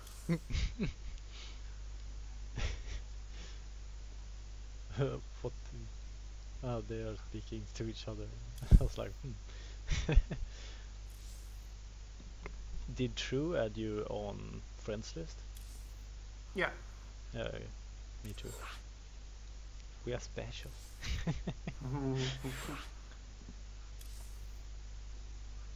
Oh, I was the first one in, and you were the second.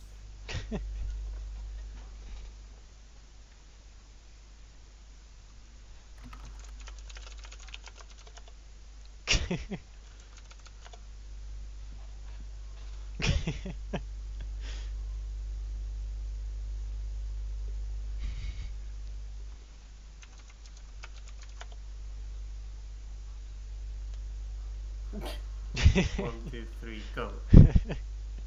Go, go. Oh my god, so many casters. Yeah, this is actually ridiculous. I mean, if we look at this, 1, 2, 3 English casters, 4 English casters,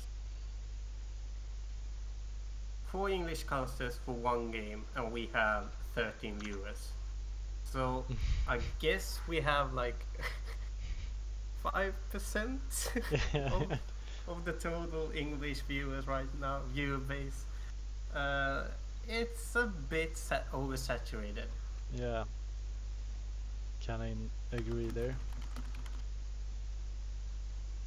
It seems like Ward actually got the most of the WCA viewers as well. He's up to 1200. Ah, I figured. Oh well, what can we do? Let's go for game number 2 in True versus Keen on King Sejong Station. Station. I like that echo effect. Yeah. Good job. Good Okay, job. now I have to find you somehow. I'm watching this really nice clip. The really nice cliff. Where? Bottom right corner. Okay, so it's basically impossible for me to find you. You didn't set the score first, right? No. Too many casters. Let's see if I can change the hotkeys here so I can actually find you. So it should be Control +1, but to observe player 9, 10, but that didn't actually work, so I guess it's because it's overriding the game heart mod. But it's so weird because all other cameras are actually just still for me, except that it changes. I'm going around them right now. Can you find me? I'm no, in the bottom right corner. I'm upper right corner. I'm lower right corner. Oh.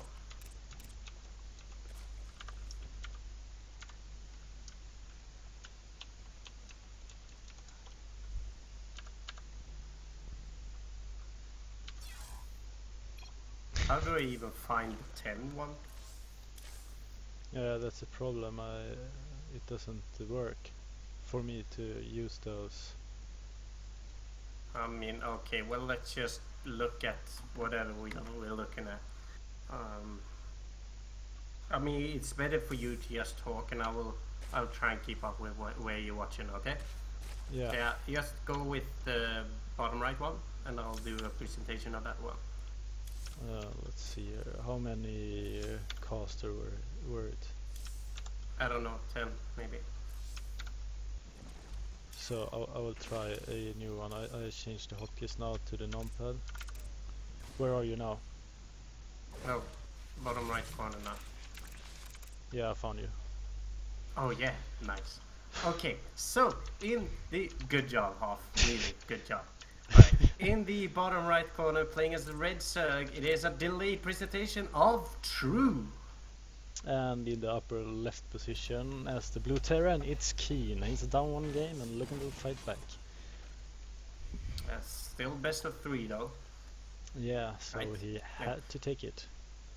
This is odd. 2 overlords at the same spot. Yeah, I'm a bit curious actually to see this. No evolution chamber or something like that, I did. Well, no, and it would be really weird to have those over there. Yeah, I was thinking if he could have moved down, you know, at the other side of that. Oh, but he went for quick.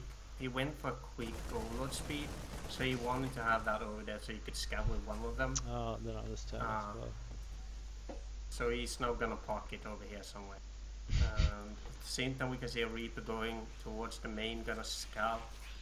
Gonna see a creep tumor, not gonna do anything about that, I think. He's gonna instead look at to see if those rocks are going down. He sees that those rocks goes down, and maybe he did not see it, I don't know. Anywho, not really much to do there for that Reaper. No, exactly. Alright, so 2 Evo Chambers going down now, immediately researching that +1 armor. Probably gonna research that +1 melee attack as well.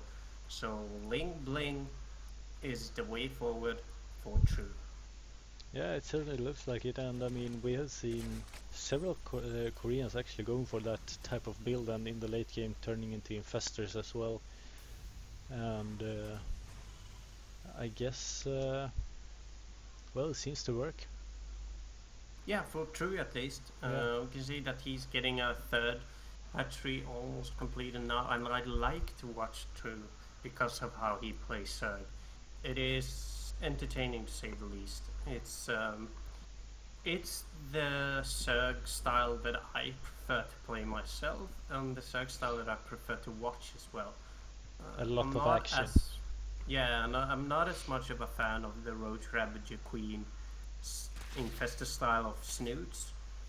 I'm more a fan of the Ling Bling.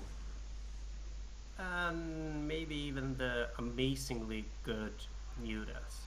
Or dragons, as some of us like to call them. Shout out. Shout out. You see some queens are added here for true. Some good base defense coming from those.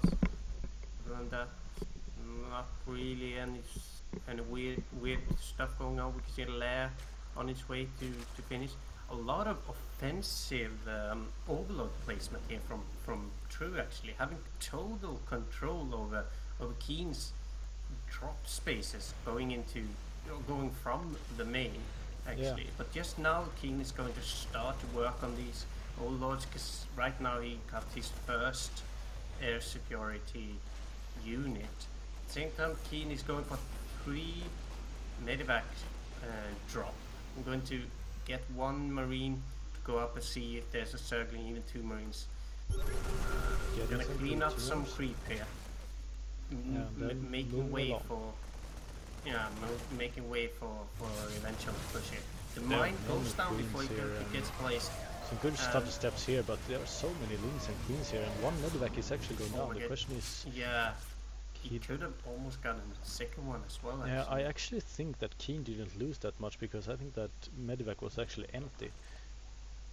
Yeah, basically. I mean, he lost... You can see on the blood that I think that's about 5 marines and the rest are Zerglings. Yeah.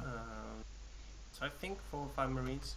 Seems about and right 1 medevac, but he was quite lucky that True actually, True's queens actually target the medevac that was empty instead of the ones that were full of marines. So totally correct, Hoff. Totally correct analysis there. And well, I guess no ding motherfucker right there. No. Yeah, I'm gonna steal that from another game that we are actually going to start casting very soon. So it's a really good and funny comment, actually. I wonder if he got any damage from that pingling drop. 9 workers got killed. So he actually got 9 workers and we totally missed that. This is a dangerous drop though. Tanks, there are 2 tanks in the back line, but here are the Lings coming in with the banelings here as well. The banelings. Yeah, he's actually just going straight for the tanks there, and Keen is actually not able to pick up those tanks, and he loses them. But he will probably get the base here, not enough here, and not cancelled by True either. Oh, he really needs these banelings that are not even gonna pop, and that is actually quite damaging for True, because he needed those banelings to be able to defend. But the marines are slowly starting to overstim. But here comes the reinforcements. More marines coming from the back. And this could actually be GG. Yeah, it definitely looks so like many marines here, and all of these workers going to go down. But look at the stim level on these marines now. But he's actually able to it doesn't really matter that much. I think True overestimated the power of this push and the power of just, well, basically the power of marines when you don't have any big GG. Keen equalizes the score 1-1 after that. So misplay from True that Keen was so good at spotting and capitalizing on. Yeah, immediately. Absolutely. Yeah, and good reaction there from Keen. A good push that paid off entirely.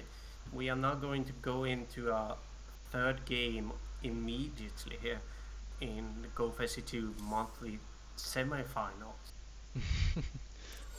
Monthly finals, semi-final. yeah, I wasn't entirely sure how to say that. Like monthly semi-finals, finals. Who is through to the other?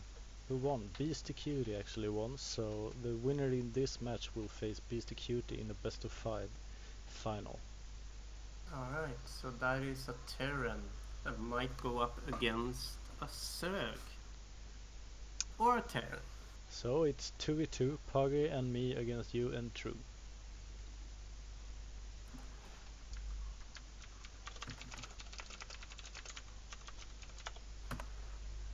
I mean, I do enjoy the fact that I'm up against True as well.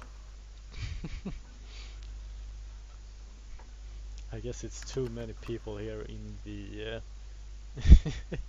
in those server list. This is, well,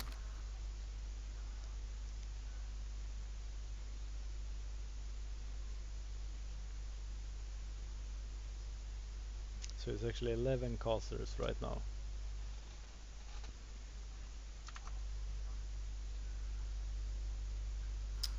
Yeah, it looks like it. And we are now ready to go. There we are, the last game of the semifinals for tonight.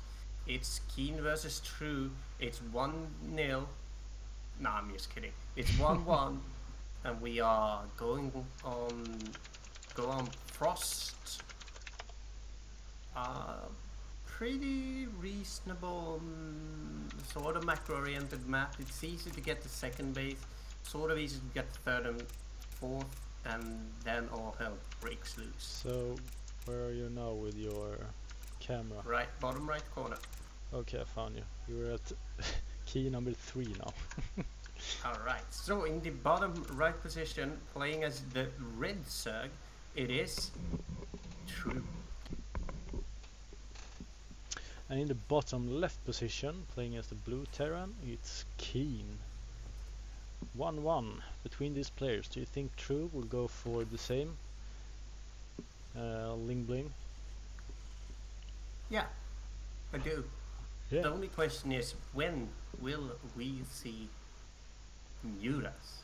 So I want to see Mutas. You're really long for those Mutas, don't you? I was long for Mutas. Mutas are life.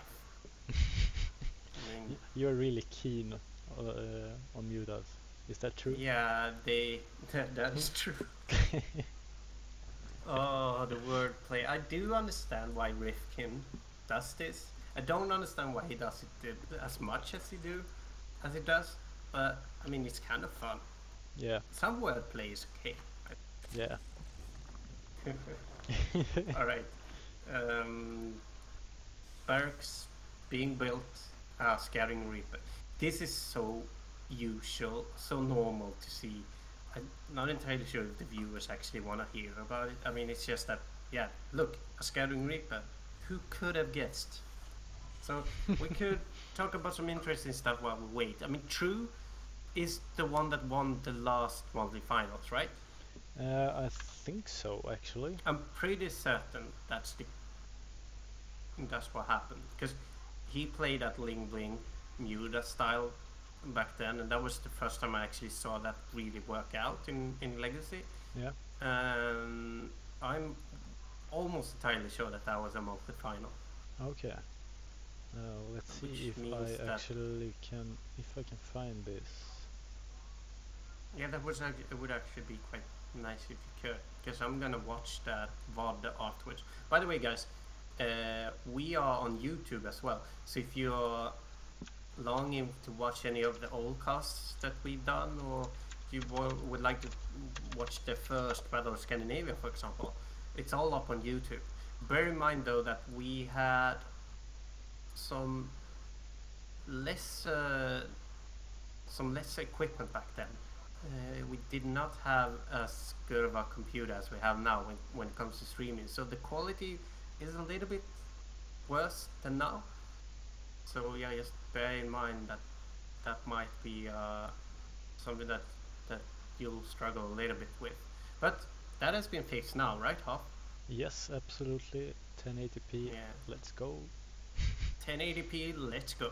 I don't think actually that True won. It must have been some other tournament, because Mana won the June finals. Maybe it was May. That must have been something. a weekly final or something. Yeah, I think so. Yeah.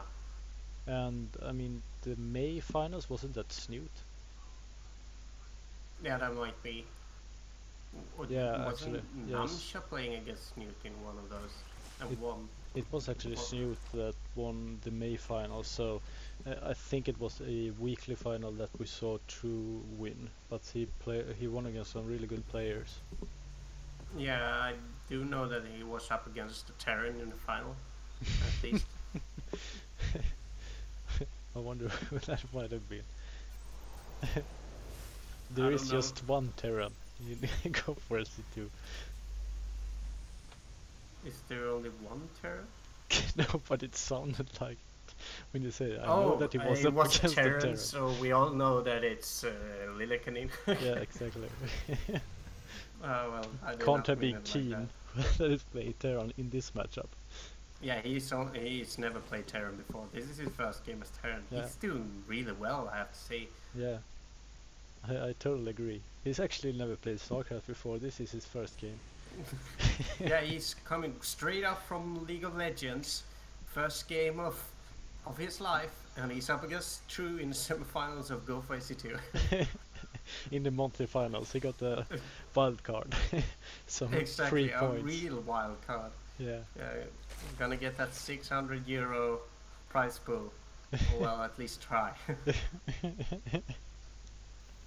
Well, alright, so here's that drop that we did not see succeed last time. Let's see if it goes better this time. It is a drop that can do a lot of damage if And you it's time it scouted right. out. But I mean, True is just on top of this And every look single at, time, and look he at even these has Great queens. Threat down here.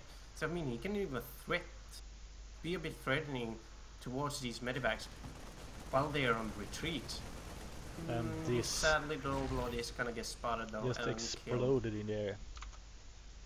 Yeah, that's what happened, kids. If you eat too much helium, you start to float like an Overlord, and then you get popped by Marines. Alright, so we need to steam forward towards these queens. These queens are all by themselves, but here comes the Lynx, and the Lynx are just gonna make quick work of these Marines. It actually loses a medivac as well, and some real good play there from True. Getting a medivac, getting all of the Marines that came out of it, and only lose a couple of Lynx. And as a result here, True actually decides to go with drones on all his Laras basically. 13 drones going out there. And also Banelingless soon finished here. Oh, and he actually has a Liberator here poking at the mineral line of True. Not really reacting yet to it. Here comes the Queen I think Stoke. he wants to actually go for all queens at the same time. Just gonna go straight in and kill that. Not entirely sure why you want to tank that many shots, but hey. Look at why this not? big You drop have so in the many main queens. at the same time, and at the second base as well, a smaller one. And really keen just use that Liberator to get True's attention somewhere else, but still really good reaction here from True, being able to defend this. And look how fast he is with just saturating the gases. I mean, immediately pops all of those drones over to the gases. Basically looks like he was untouched. It's like boom, boom, and then all of the gases are filled with the right amount of drones, and the mineral mining drones are back at it. Just like a few seconds later. So it's good control there by True. I really like this creep spread from True as well. I mean, he really is. He can basically take that fourth base, it feels like, since he has the amount of creep spread here over the map. So Baneling speed also soon finished here. Big push that comes here from True now. It's gonna go straight in for the nade, and God, if he closed the supplies, which he's not gonna do because he can actually catch a whole lot of Marines here. And there he closes down. And I mean, even though I actually think he should have just run straight in, I really do think that would have been a better choice. Just getting straight into the main. He did get a lot of Marines for that. Yeah, like absolutely. It was a good trade in, at least in army value. But I mean, as you say, he could have gotten, a whole lot of SUVs there. Yeah, I think so. At least, I mean, some SUVs, getting some damage on that production, just also scaring Keen a bit. Like, look, if you're not careful, I'm gonna be on top of your main, like in seconds. Yeah. This is what happens if you mess with the bull. You deal with the horns, basically. I like that. From Boomant State, by the way. Yeah. Is it Thad Castle? Yep. Yep. Yep. Oh, one medivac going down there. Just 3 Banelings here in the front line as an aid for the queens. I mean, they are scary even though they're all by themselves. 3 Banelings can do a lot of damage. By myself. Not entirely sure that they could sing a song like that, but if they did, that would probably be the song that they were singing right now. Yeah, probably. No one wants to stay friend with Bane. Nope. Oh, Oh my god. managed to get only 2 Marines. Look good. at the amount of medevacs that he has right now, by the way. Yeah. Seeing as he sniped a lot of Marines there, he hasn't really replenished them as much, and there's just so many medevacs. Many tanks though, 5 tanks here, so he definitely need the medevacs here. You see 5 tanks, 5 medevacs. Yeah. And I mean, this is so Keen is basically just baiting out those banelings. Yeah, and I guess that trade is actually quite good. 1 Marine for 1 baneling is a pretty good trade. I like how they basically just ran around. True has this as a defensive force, and Keen is placing these over here, which is not where True is right now. So 2 Marines gonna be rotating, gonna be standing there, shoot on that hatchery. Just being annoying, and at the same time he's actually doing quite a big drop away. He's actually coming there with another drop there as well. Yeah, and he actually got that hatchery. And another drop goes down as well now, and this hatchery is probably gonna get killed as well. This is a problem when you only have Ling, because basically, I mean, how are you gonna kill the medivacs that picks up all the Marines? Yeah, that is what you normally get a Spire for. Yeah, but right now he's actually these medivacs. He has actually finished his Ultralisk Caverner. This is exactly. This is spotted by Keen. Yeah, the Marauders are already here together with the tanks, and I think the timing of this push is actually really well done, really well figured out, because there's not that much that Crew can actually do, and it almost gets all of this down, but I mean, Chitinous Bleeding has just started. Really good splits here as well from Keen, just killing off those banelings, and at the same time he has the tanks here in the backline just shredding those lings that tries to kill the tanks. Yeah, I think sadly he's gonna say that I think this is GG actually. The push is just too well timed for True to handle. Yeah. And the amount of Marauders that were in the back was just enough to not let the banelings finish the forces of Keen off. Yeah, exactly, and I mean now we can see the hive being really damaged here and will go down. Many ultras though on the way, but I mean I can't really see how these ultras can do anything. No, not if Chitinous doesn't finish, which it probably won't. Oh, we can see that he's just going straight here, trying to kill off that Ultralisk Cavern, and he will actually be able to do it. Nothing here to... That was so close though, but yeah. Just finishes, and that means that Keen moves on to the finals of the Go4SC2 monthly final. Yeah, exactly. He's gonna go up against Beastyqt. So, well, as you said, really good timing push there from Keen, and I guess he really hit True there when he wasn't really ready for it. I mean, just 1 minute more and he would have ultras, like 6-7 ultras maybe, and the Chitinous plating on them. Yeah, exactly. Alright, so this is it for that semi-final. We are now gonna wait for that final lobby to get created. I think map videos are just now on the way. I'm gonna go for a quick be right back to get some water. Yeah.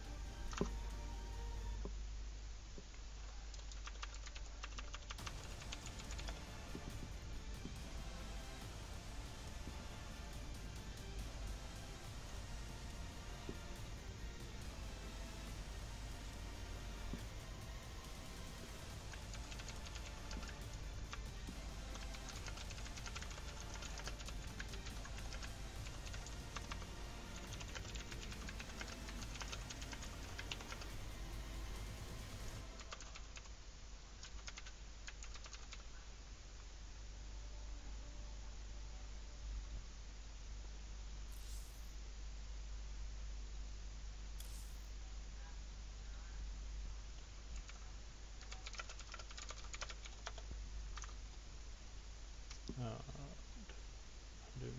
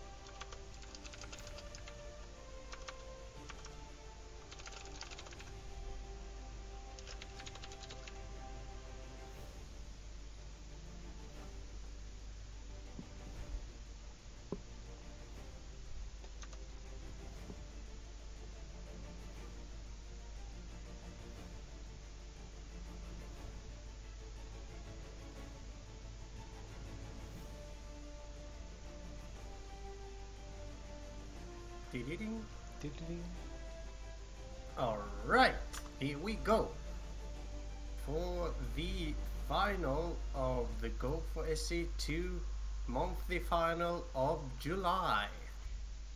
It's Beastyqt versus Keen.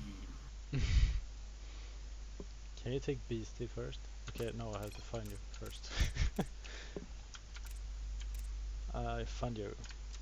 Take Beast first. So in the upper left position, playing as the blue Terran, it is Beastyqt. The cute beast. And in the bottom right position, not really keen of the Beastyqt cutie, it's the red Terran Keen. Right. I was gonna say not keen of the cute beastie, but that went wrong. Yeah. Never try to improvise. No. No. No. No. Alright, so Keen works his way forward with his first scouting SCV here. Same time, Beastie, not much later, with his own SCV. They're gonna do a handshake on Beastyqt's home turf.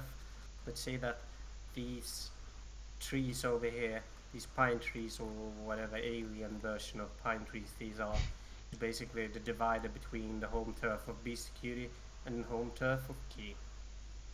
So Beastie is on his way towards the main of Keen. Gonna see that he's on his way to build a CC. Is he gonna try and deny this? Yep. And actually Beastie wins this duel. No, he actually backed off in the end. That was weird, because I think Beastie was the first one to attack. Yeah, I don't know really, but we'll never know since what an anti-climax. Yeah, he actually backed off and it was one hit left. Yeah, that was weird. And at the same time, Keen is in the main, gonna get killed by this Reaper Nado, and there he goes. And Keen's scouting Reaper is on his way. Jumps up, goes up the ramp. No, jumps down, goes up. And goes down, and goes up. That was a bit weird. I was gonna follow this Reaper along, see where he was going. He went like a U-loop and then turned back again. It was like, oh, okay, now we're going back. didn't really do that much interesting stuff. Now we actually got a friend here. Yeah, so 3 Reapers are actually gonna be created here for Keen. Surprised to see that many. And a Hellion. You actually see a Hellion as well, so bit of a different push here from Keen this time. Korean StarCraft 2 Terran. Yeah, exactly. I guess it's 3 Reapers and a Hellion. They are gonna go back home, and I have a hard time understanding what exactly is going on. At the same time, the Lone Reaper is gonna work its way across the map. Not going to see any real weird stuff. There's a lot of Marines here, so actually by doing that he gets to see that there are a couple of Marines here, and there's probably gonna be a drop play sometime soon. Yeah, there's actually building Vikings and Cyclone now, so he will be well prepared for any drop here, but it seems like a drop is already coming in here in the main of Keen. Or was it a Reaper maybe? No, it was a Reaper. Yeah, that was a Reaper. I just it saw was like, something blue. What? We can't have a medevac already. And well, and he did that. Beast actually got a lot of information out of that. His Reaper went all the way through to the base.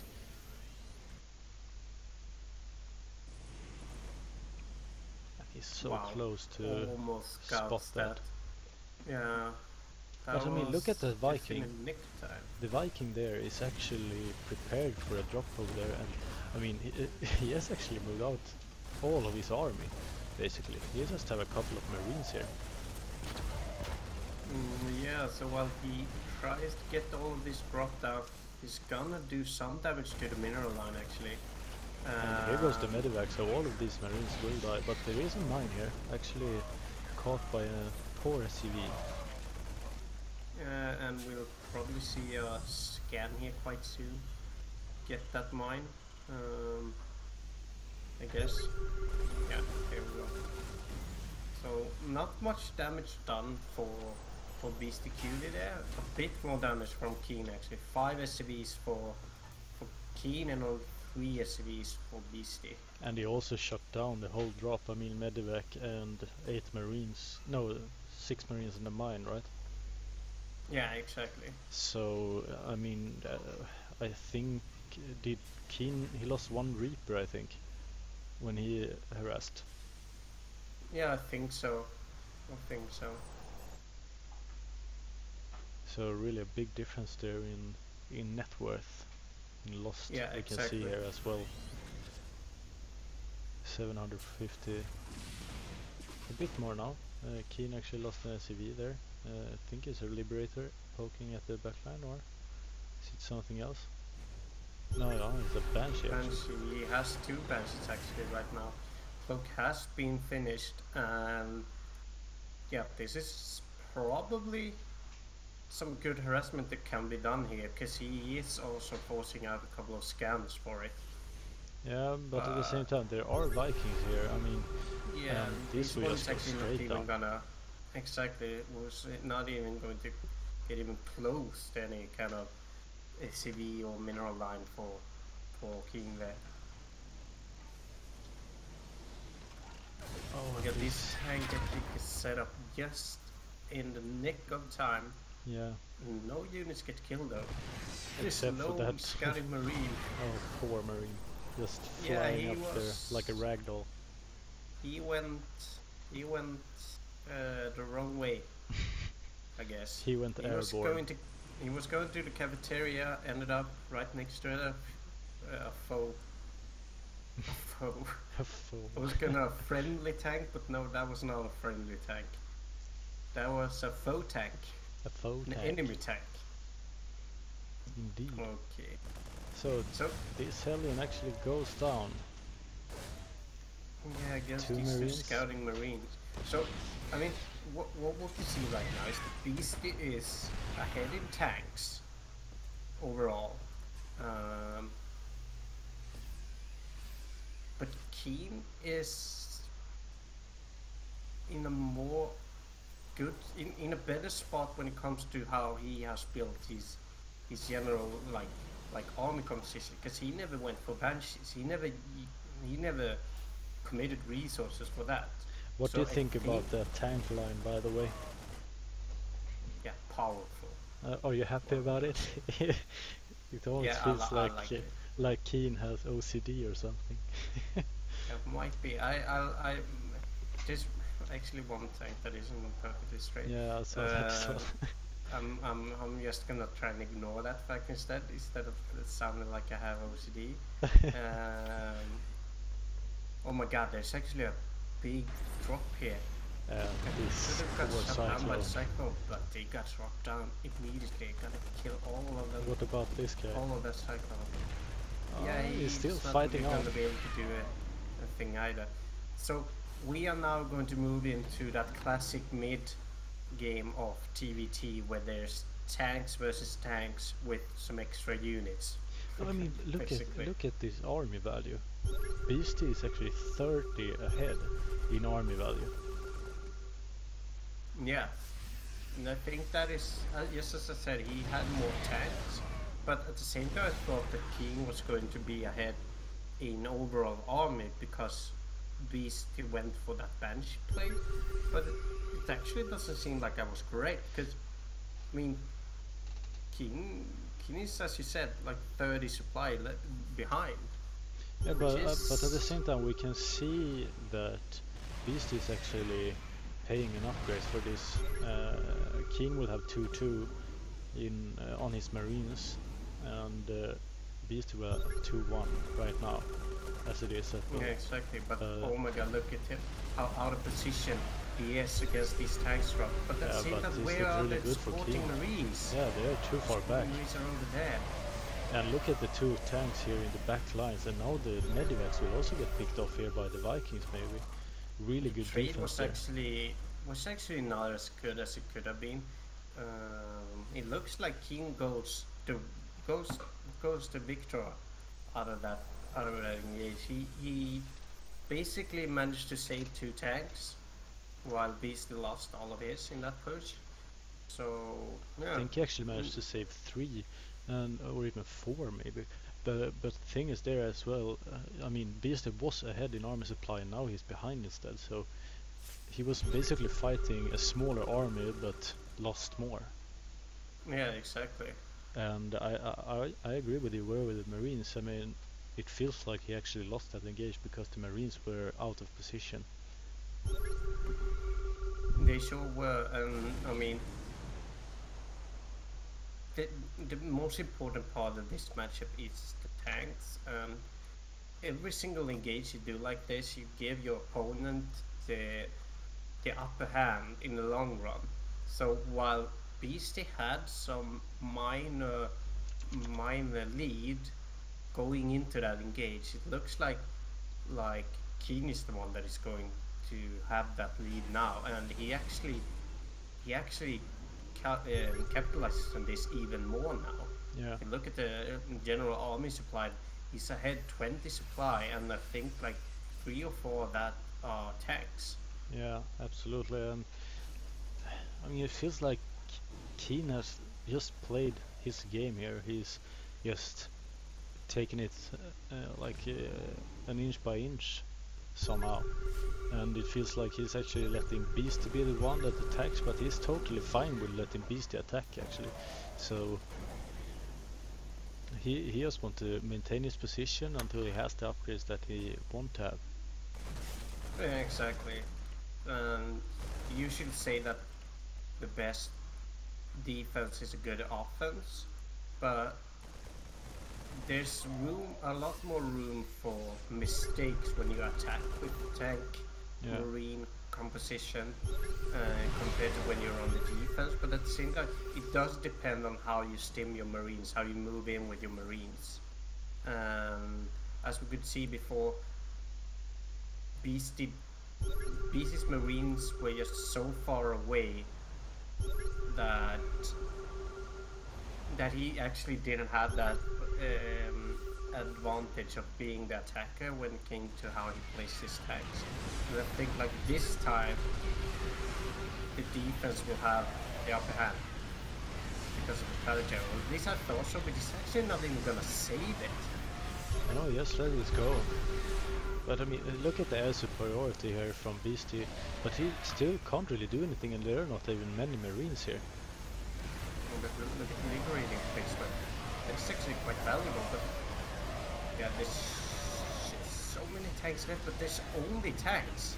Yeah. And Beastygt goes out as the victor of that engagement, just because of the amount of Marines he had and the liberating placement that actually helped a lot. Now it's the reverse. Yeah. Very weird battle, but however he did lose that 4th base, so he is 1 base behind now, or even 2 bases behind, because HinO is actually taking a 5th here. But exactly. I wonder if he actually can be able to hold on to that 5th. Depends on if Beast actually goes down to scout it, or if he doesn't really believe that there is a base over there. I'm not entirely sure. I think what Beastygt wanted to do was basically just attack and afterwards see if he could reap some benefits out of it, but decide to actually back off instead. Yeah. So yeah, he is now gonna saturate this space, like that choice, but he's gonna be up against Beastygt that is on his way forward here with some medivacs already boosted up and the tanks are already down, gonna work on this CC him. I don't think there's much that he can actually do right now. He's gonna try to save this, and I mean... Yeah, but he's actually not gonna be able to do that. I mean, there's just so many Vikings here that can work down the CC, and that is a really good trade actually. Losing a couple of Vikings, but so does he. Yeah, but look at the trade up there at the 4th base of Beastygt. He's actually lost it again. Yeah, and this army actually lost it against just a couple of Marines. Yeah, and this is, I think, at least where Beastygt will really suffer economy-wise, because now he's basically mining on 1.5 base and is distance mining from another one. Exactly.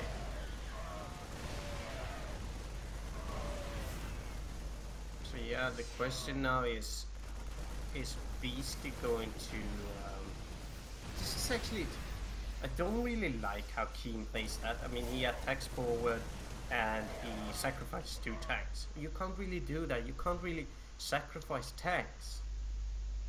Yeah, but at the same time, don't sacrifice tanks. He managed to get 2 tanks also from Beastygt, so he traded evenly basically. So close that Keen is actually caught off guard there, but look at those tanks. He's basically shredded the whole Marine army there. Yeah, and as we can see, while Beastygt has the vision, Keen did not.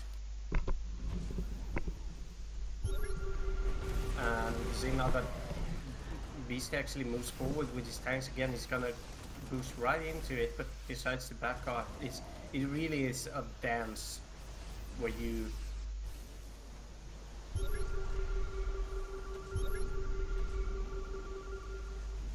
I'm not entirely sure what is going on here, because Beastygt is just so unsure if he's going to attack or not. Keen seems to be the calmer one of the two, that basically waits for how Beastygt decides to play it. And oh my god, that tank placement. Siege, yeah, that's... I mean, he has basically blocked off Keen's army, Beastygt's army, I mean. Yeah, but... Or has he? I mean, but there's actually somewhat of a doom drop here now. And Beastygt does not have enough medivacs to be able to move his tanks forward. Because he doesn't have air superiority. That is entirely in Keen's hands right now. And I can't really zoom out anymore to show this. But, I mean, there's actually an attack on the eastern front as well here right now for Beastygt. But it doesn't really matter. Keen takes game number 1 quite convincingly, actually, if you ask me. In the long run, Keen was the calm dude, the calmer player that capitalized on Beastygt's mistakes. It seemed like Beastygt wanted to be the offensive player, did not really did not really do as well as he could have. Some minor engagement, he actually went out the victor, but overall it didn't really help him too much, sadly. Yeah, And yeah, that means that Keen takes game number 1 totally of agree. this final.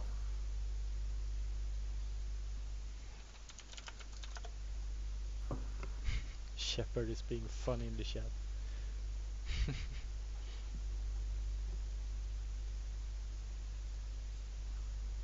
And I think we actually have a person right now that deserves a real shout out. There it is. Lindgren Max, 10,001 Euskados. He has been with us for quite some time now. And yeah, there's not a whole lot we can say more than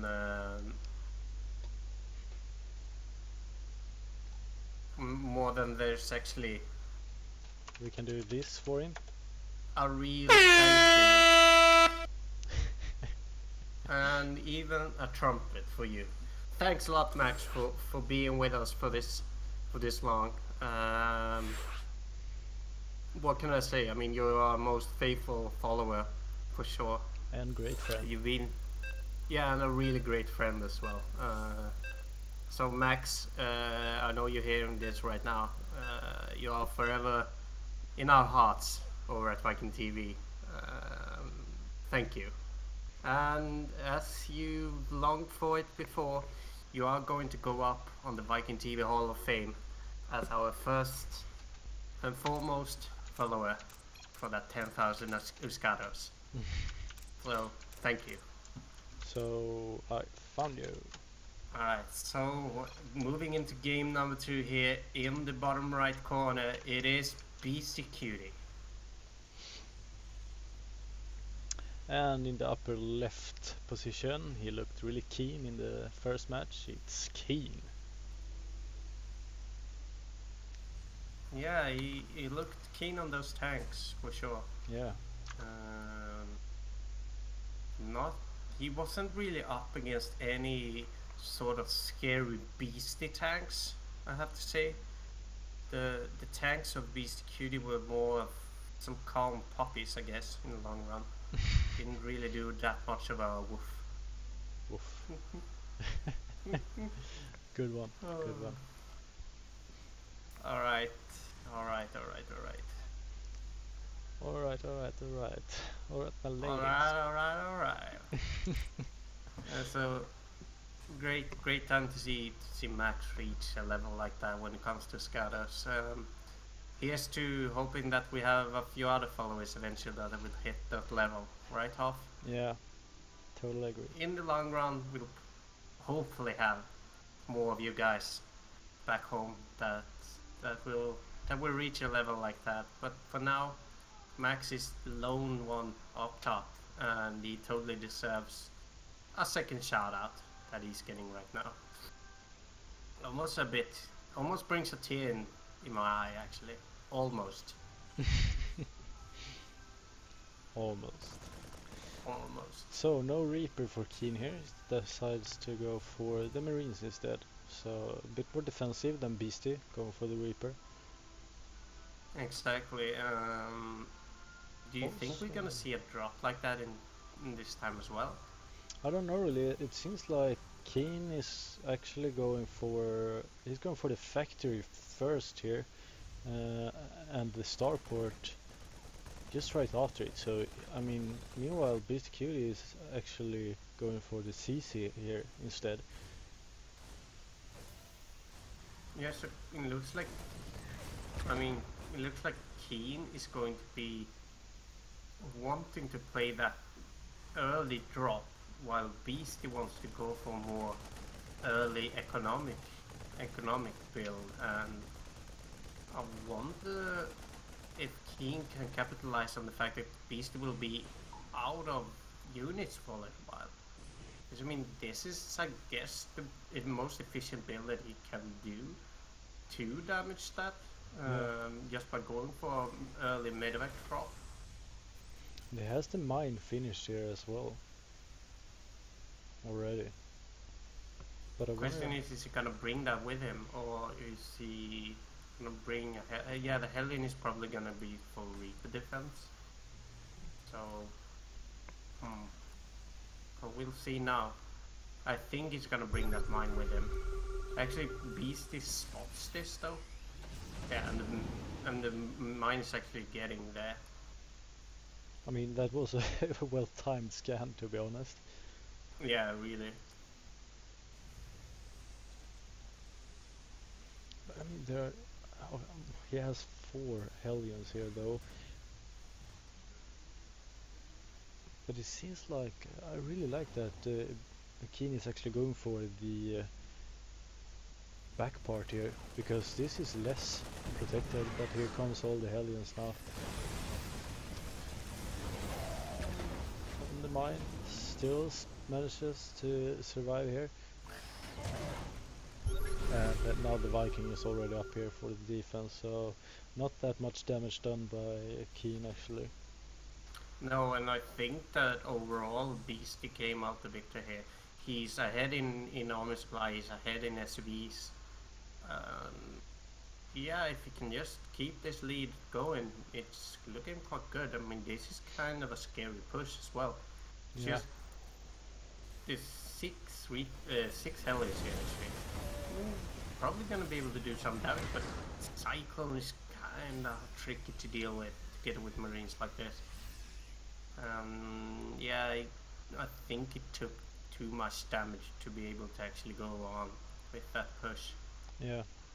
So he instead decides to spread his Marines to the towers, get some more vision, and then go back home to repair. And yeah, getting a 3rd instead. Getting some Banshees again, this time with cloak. So the same build once again. Last time he did not really do that much damage. There are Cyclones here again, getting ready to deal with that. Vikings as well. I'm not too fond of seeing Beastygt try this again. I don't know really what he's gonna get out of it, since the drop defense is already there. I mean, 1 scan and this Banshee is totally dead.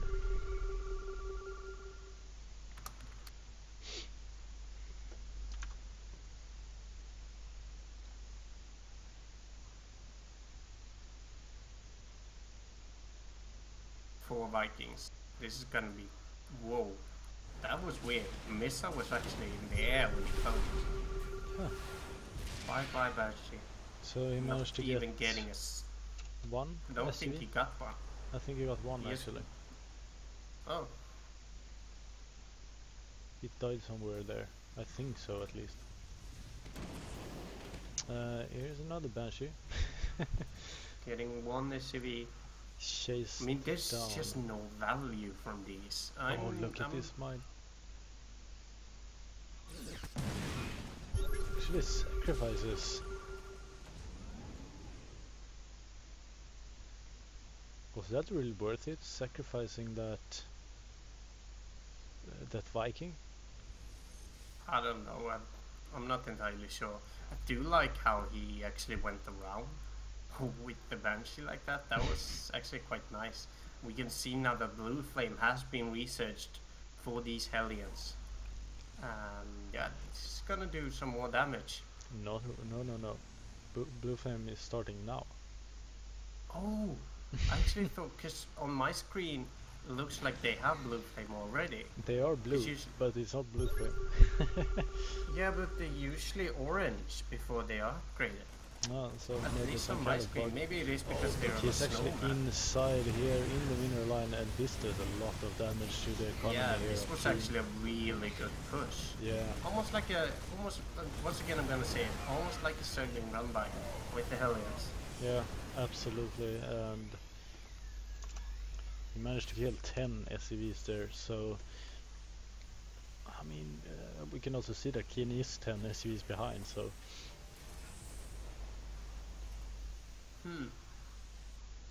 Some good play there from Beast to them.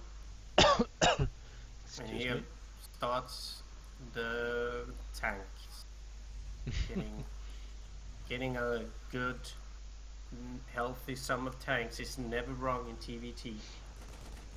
But it seems like Keen is actually going for a bit different. He's going for Marauders. Did you see that Marine? He was derping out below the ramp, basically. So Beasty keeps both towers under his control. I mean, it seems like Keen is actually going for some kind of, I don't know, firewall. There's that mine. So this is gonna be some kind of a drop. Yeah, I suppose. I guess. Not a whole lot of units for all of these medevacs though. No, it feels like there's a bit too many medevacs there.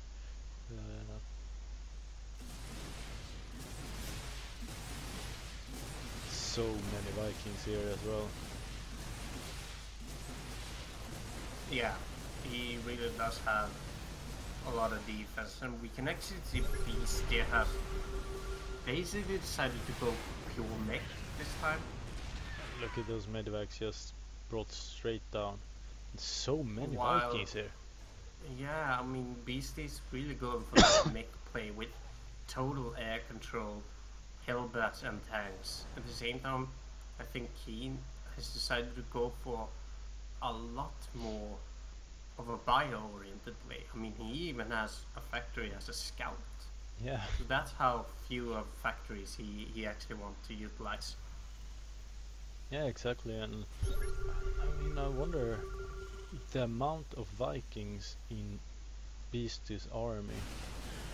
Of course, he will be able to shut down the medevacs, but still, are there too many Vikings? Feels like he only needed half of them, basically. I guess he's going to be able to quickly deny bio any kind of regen, but at the same time, it's easy for bio them to just stem on top of your tanks. Yeah. And oh, we see a bit of a mistake here from Beastyqt when it comes to mining gas. Getting 7 SCVs into that one refinery, I think is a bit of a mistake. Yeah, shit like that happens when you are in a tough position like this, playing in a final, I guess. Yeah. And the winner here takes €300. Isn't 600 for the monthly finals? Yeah, but the winner takes 300, I think. Oh, I'm stupid. Yeah, of course. And we can see right, it. here we can see that stem. Yeah, 2 tanks down, 1 medevac lost though. And he could have actually just steamrolled on top of that, because there's not a whole lot of Marines left. Could have gotten a lot of medevacs. Yeah, and it seems like Keen is really trying to use the mobility here of his army to just put pressure on different positions of Beastyqt. Yeah, exactly. But there is an answer to that as well. Unsiege the tanks. Yeah, just go for non-sieged tanks. They actually do a lot of damage. Oh, but this cloak badge is gonna go down fast. Should have one ghost there putting a nuke down. Just to constantly have a nuke going. Yeah. Locking down that corridor, basically. Yeah. I guess that's kind of efficient. Not. Right, so we can see another stim here. Gonna maybe get done? Nope, actually not. And I would actually like to see Beastyqt utilize his Vikings more to bring down those medevacs. He is really playing defensively in this game compared to in the last one. Well, that's understandable, seeing as he's mech and his arm is just so slow. But at the same time, you can be a bit more aggressive with the Vikings, because they are kind of mobile. I mean, they are flying after all. And now he's actually decides to chase. Yeah, and I don't think that's the right choice because there's a lot of units here now, but that mine hit could have actually done a lot of damage. But he's able to pick off, he will be able to pick this planetary, and that's a huge deny. And look at the same time, now he's going straight here for the third base as well, able to deny that sensor tower vision.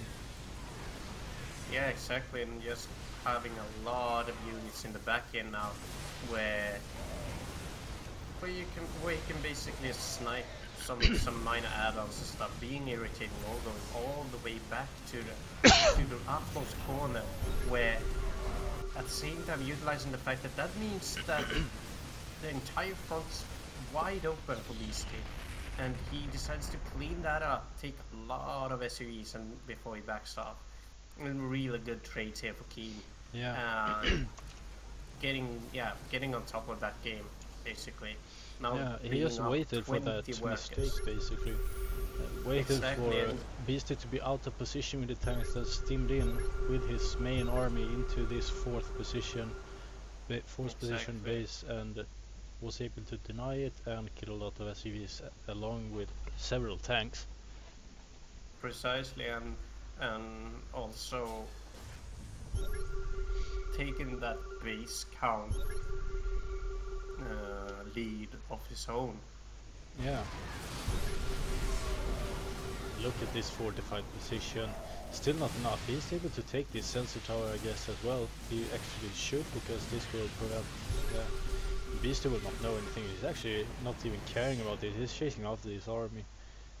I'm not entirely sure what Beastygt can do now, because he has basically lost the way that mech plays actually lose against Bio. They are basically getting ripped apart slowly by multi-pronged attacks, by rendering the mech army useless in terms of how immobile it is. Yeah.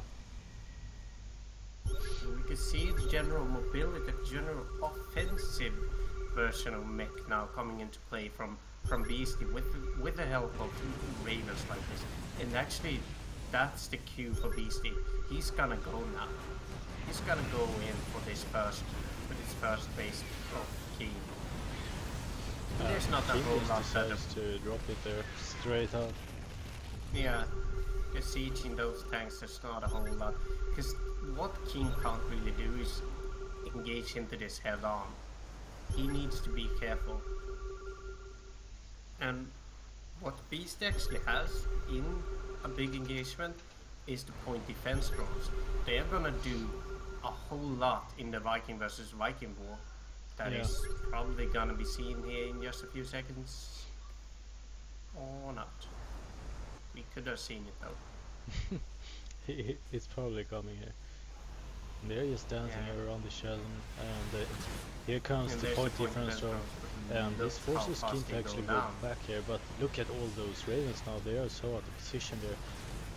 Still 4 Ravens left here. A hell lot of Vikings as well for Beastygt. This is a huge push here as well, able to pick off this base, maybe even actually able to get into the main here as well. And he will do some damage here to the production. The irritating part of playing against Bio. He just stays in and becomes irritating basically. Cleaning up an armory, cleaning up maybe a supply depot too. Yeah, and I mean look at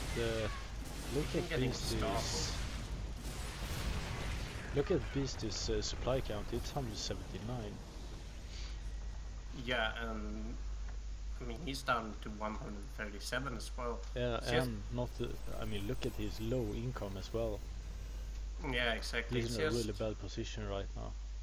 It's just really hard for him to actually do anything about how Keen is playing this now. And that position on that heavy gun, just outside the reach of that planetary. And here comes the factory.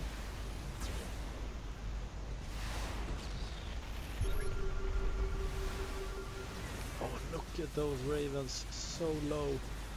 And the Vikings are actually undefended here by the point defense drones. Yeah, it actually seems as Keen is winning the air battle as well now. Yeah, and this is really bad for Beasty now because, I mean, okay, he has the Thors here now, but at the same time, this allows for Liberators to just go in and siege up against those tags. Exactly. So I mean, I'm starting to think that Beast is losing all wars now. He's losing the air war, losing air security, he's losing map control even further, he's getting multi-pronged attacks all over the place. Oh, look at these Thors, they would be picked off 3 Thors when they are not even Yeah, they out can yet. actually all be... Yeah, they all get picked off actually, and I mean there's not a whole lot the Beast can do now. 3 Thors are dead, and I don't know. I don't really know what to say. I mean, it's obvious that Beastygt doesn't really get this to work. Yeah. And he should have, I think, committed to the attack that he did earlier, because that was like the best thing he's done the entire game. It was basically when he was there getting that planetary. But he should not have. He should not have sacrificed all those Hellbats when he did it. Oh my god! And now he's actually losing all of these tags. Just not paying attention. This is GG. He takes game number 2 as well. I mean, still, it's even though maybe Beasty didn't get it to work properly, I still think that, I mean, the way Keen is playing this, he's constantly putting pressure on Beasty, and I mean, just using that mobility as he did, I don't know what to say really. He's just playing really well. Yeah, I guess.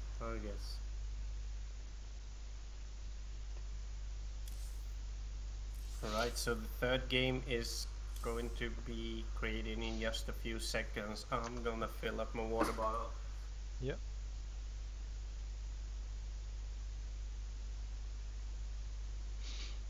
And just a quick shout out, if you like our streaming, just please click a follow.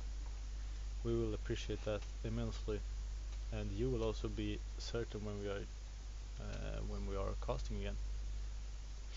We will also have our own tournament in the end of August, early September, Battle of Scandinavia 2, with some really good Scandinavian players. Basically top 8 Scandinavian players are invited, and then we have 2 qualifiers where many of the top Scandinavians also participate. So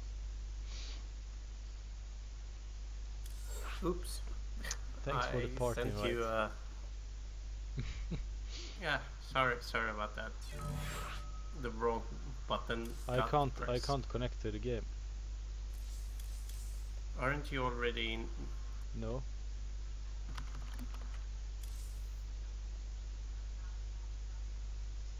It said can't connect to the game. I don't know what happened. You there now? Yeah. I'll just go grab a quick water. Maybe you noticed that I was coughing. Yeah, go.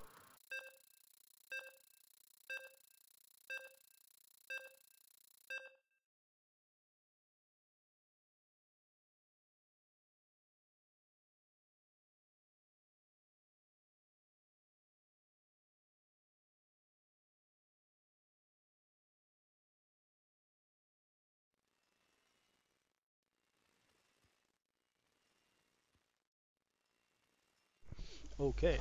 I found you. Alright, so in the top right position, playing as the yellow Terran, it is Beastygt. And in the bottom left position, playing as the red Terran, up 2 games, it's Keen. 1 game away from the tournament. From the tournament win, yeah. Yeah. That is correct. Been playing really well. I'm really impressed by how he's been playing this Terran. Yeah, it seems like Keen is not really making a lot of mistakes, but rather he is capitalizing on the mistakes Beasty is doing. Yeah. Beasty has had a few times where he has done a phenomenal job in an engagement or two, but then slowly losing that momentum, losing that. We can see now that Beasty's going for cheeky Reaper harass, probably. 2 barracks are getting built right now, and yeah, there's the first Reaper. Question is he gonna go for a third one? Yeah, it seems that a supply depot as well, but I mean, I don't know if I really like this decision, to be honest. I mean, of course, if it works, but Yeah, I mean, I mean, if it works, then yeah, but still, I think it might be maybe some type of desperate move actually from Beastie that not really worth to close that supply depot when you have a big gap in the wall anyways. yeah, I agree. Right, so he's sending on a barracks of his own, so I guess he kind of figures that this is going down.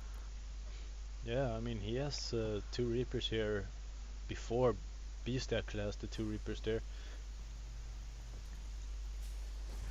But Yeah, and he's probably gonna add a bunk as well with the SCV, which means that he's really gonna commit to this now, it looks like. yeah, and he's adding 1 more barrack it seems like. However, he's actually expanding on this. He's adding a factory as well, so I don't know. Not an entire commitment, but a little bit of a pressure move from Beastie. Gonna see how well that works out. Gonna lose that SCV died quite immediately. fast.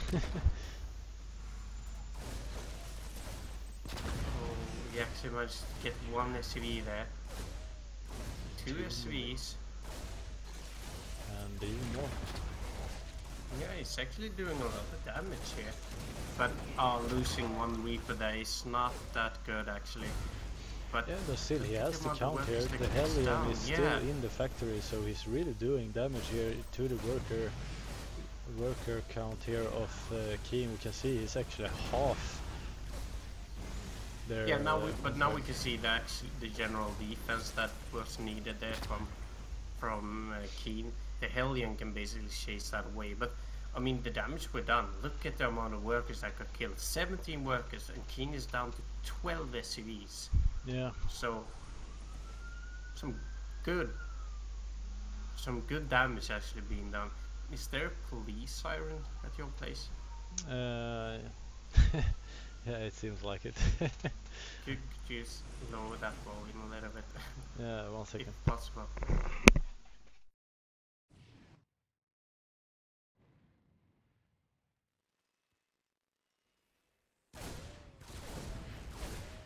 Alright, and we can see now that another push here comes in with the Reapers, and this time there's 5 Reapers.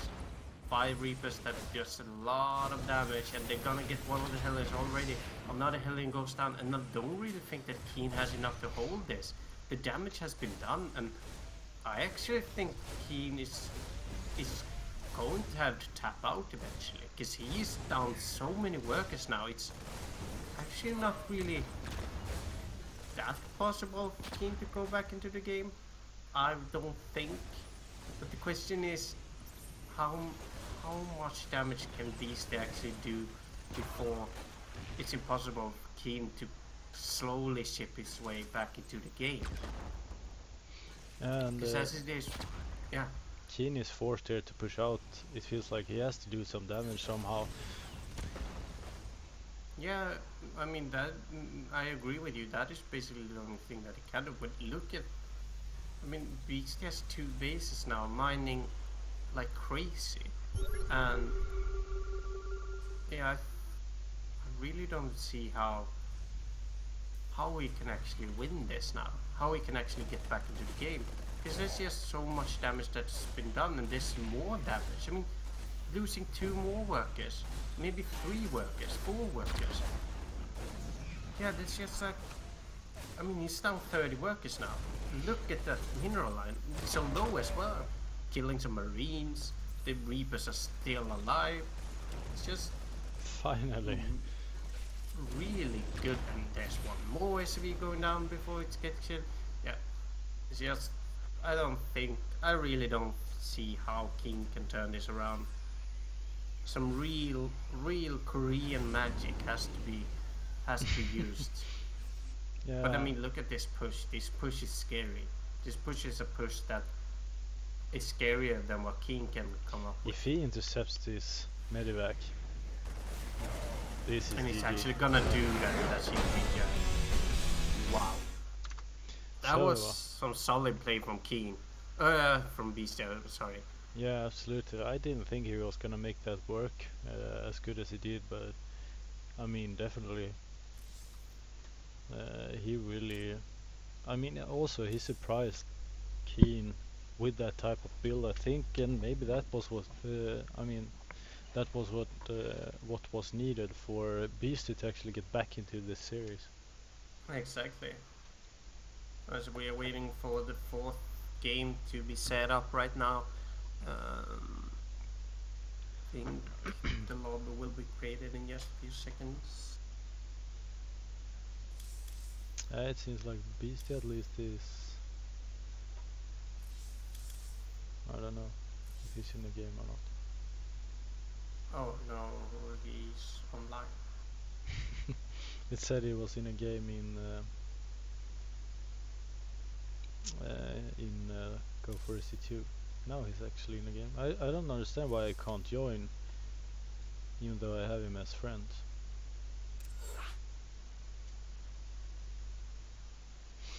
Neither do I.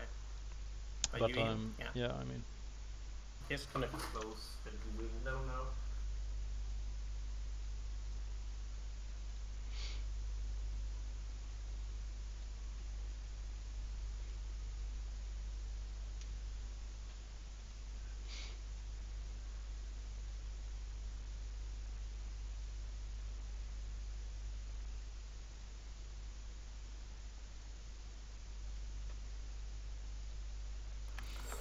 so going into game 4 out of 5 in total.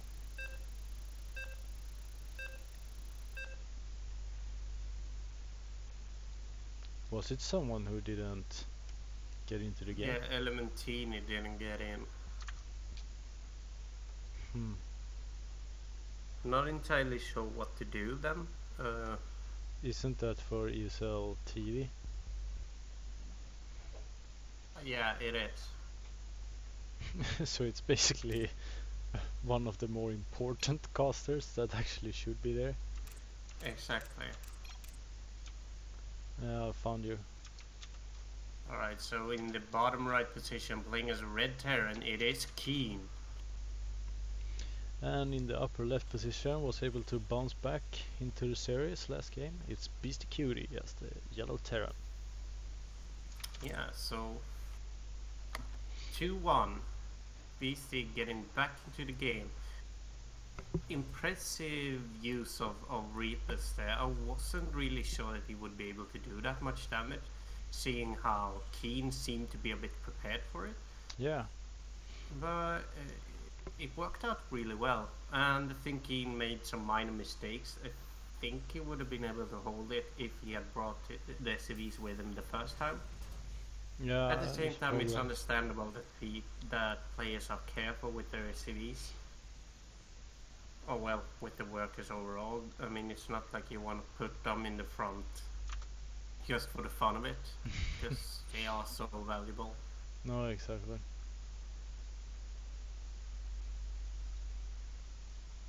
So yeah, right. So the scouts are going now, and Actually, Beast is going for the same sneaky barrack once again.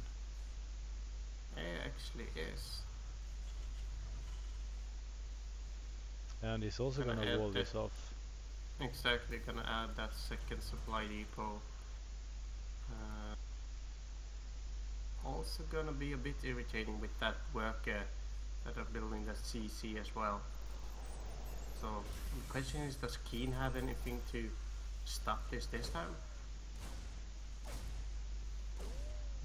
I mean, Beasty is creating two Reapers here. It seems like Keen is actually going for the Marines here instead of Reapers. Also creating a factory, but I wonder here if... He's going for that 1-1 build. I guess that he this time thinks that he can... He won't see the same build again, because this map is so long. It would take forever for the Reapers to arrive. But at the same time, I guess that might be his downfall. If he thinks that this will not happen, then why not utilize that? Yeah. For Beasty, that is. So we can see that there's scouting SCV is over here now. Not entirely sure why. Is that because he wants to put that at the low ground? I mean, Keen is prepared for these Reapers. He already has 2 Marines over here. Yeah, and Hellion is also has a Reaper as well, and he's able to pick these off. One Reaper really low, and well, this push will not happen. Not for right now, at least. But I mean now as well, Hellions are out, so... Yeah, I think this might be a bit harder for Beasty to pull off, actually. And question is, if we can find a space to do it at front. Don't really think so. There's 2 Hellions already here now. They are just so good at killing Reapers. And there it is. That's shut down. Right, so a cheeky starport being added as well here for Beasty now. Beasty is really going crazy with the general, like, proxy cheeses here. He knows that he has... Yeah, he's almost playing this as Lillekanin, that's for sure. I mean, he's deciding that why... Well, it didn't really work out to go in the normal meta game. Didn't really work out to go mech. Well, I'll just have to rely on my weird builds instead. And so he did, and it worked out the last time. I mean, the last build wasn't really that weird though. I mean, it was a 2 Rax Reaper. But, yeah. This is a scary push, however, from Keen. 3 Hellions against basically only Reapers, and I think it was 1 Hellion. Yeah, exactly. Look at this fine little wall here from... And look at that Reaper in the backline, just pulling away that defense from the front, and here comes the Hellions. Oh my god, the mine place there. But he actually has... getting 2 workers though. Yeah, and he has this Cyclone as well to be able to defend, and that Cyclone came out in the nick of time. Send them deliberately getting 4 kills. And possibly even more. Hard for Keen to actually chase this one down. Yeah. Gonna get maybe 1 worker, but he's gonna get killed now by the Marines. Wow, but look at the amount of damage that livery actually manages to do. Yeah, 1 unsieged tank here though. And it's still unsieged, but... Yeah, he's up against Cyclones as well. Yeah, I can't really see that he will be able to do anything with this, really. No, not against a tank as well. The tank is really tanky. But he's actually able to kill that tank off. But I mean, look at this. Keen is on 3 bases now. Yeah. So I mean, the general macro play is working out quite well. And the Banshee did not really get any kills though, but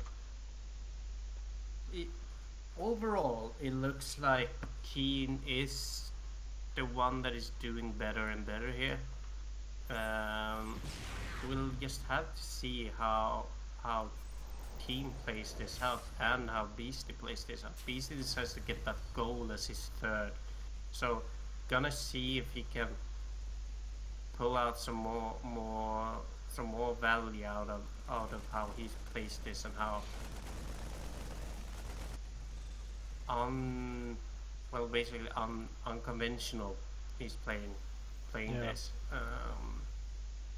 Because he keen at the same time adding on tanks. He is researching +1 almost being completed there, and also getting stem ready. The problem for Beasty is that he's really vulnerable to drops now, it feels like, with the base placement that he has. Yeah, exactly. And also, I mean, I guess this will work out for Keen in the long run, because he had economic disadvantage before, but that will quickly get eaten up by the gold base. Yeah. But I mean, it's 64 workers to 49. We can see, especially in the gas. I mean, it's basically Keen has double it's in gas the gas income. that exactly the gas is where it differs the most right now. Yeah, and this will allow Keen to upgrade a lot faster what he needs. We can see that Stim is almost finished here, and I don't know if Beast actually has Stim on his Marines. He actually completed it earlier. Oh yeah, he has Stim, so he will basically wreck it. Oh, that was some really weird micro from Keen. Maybe it was some lag there or something. Yeah, not entirely sure, but I mean, all of a sudden it looks good for Beasty. Yeah. Just because of how much of a mistake that was from Keen. The question is that enough? I'm not entirely sure. I mean, it can't really drop the way that those Vikings are placed. One of these medivacs are almost dead. Yeah. For example. With the tank. You have to pick that up with the tank and not the other way around. Oh, there's actually 2 tanks. Oh. Yeah.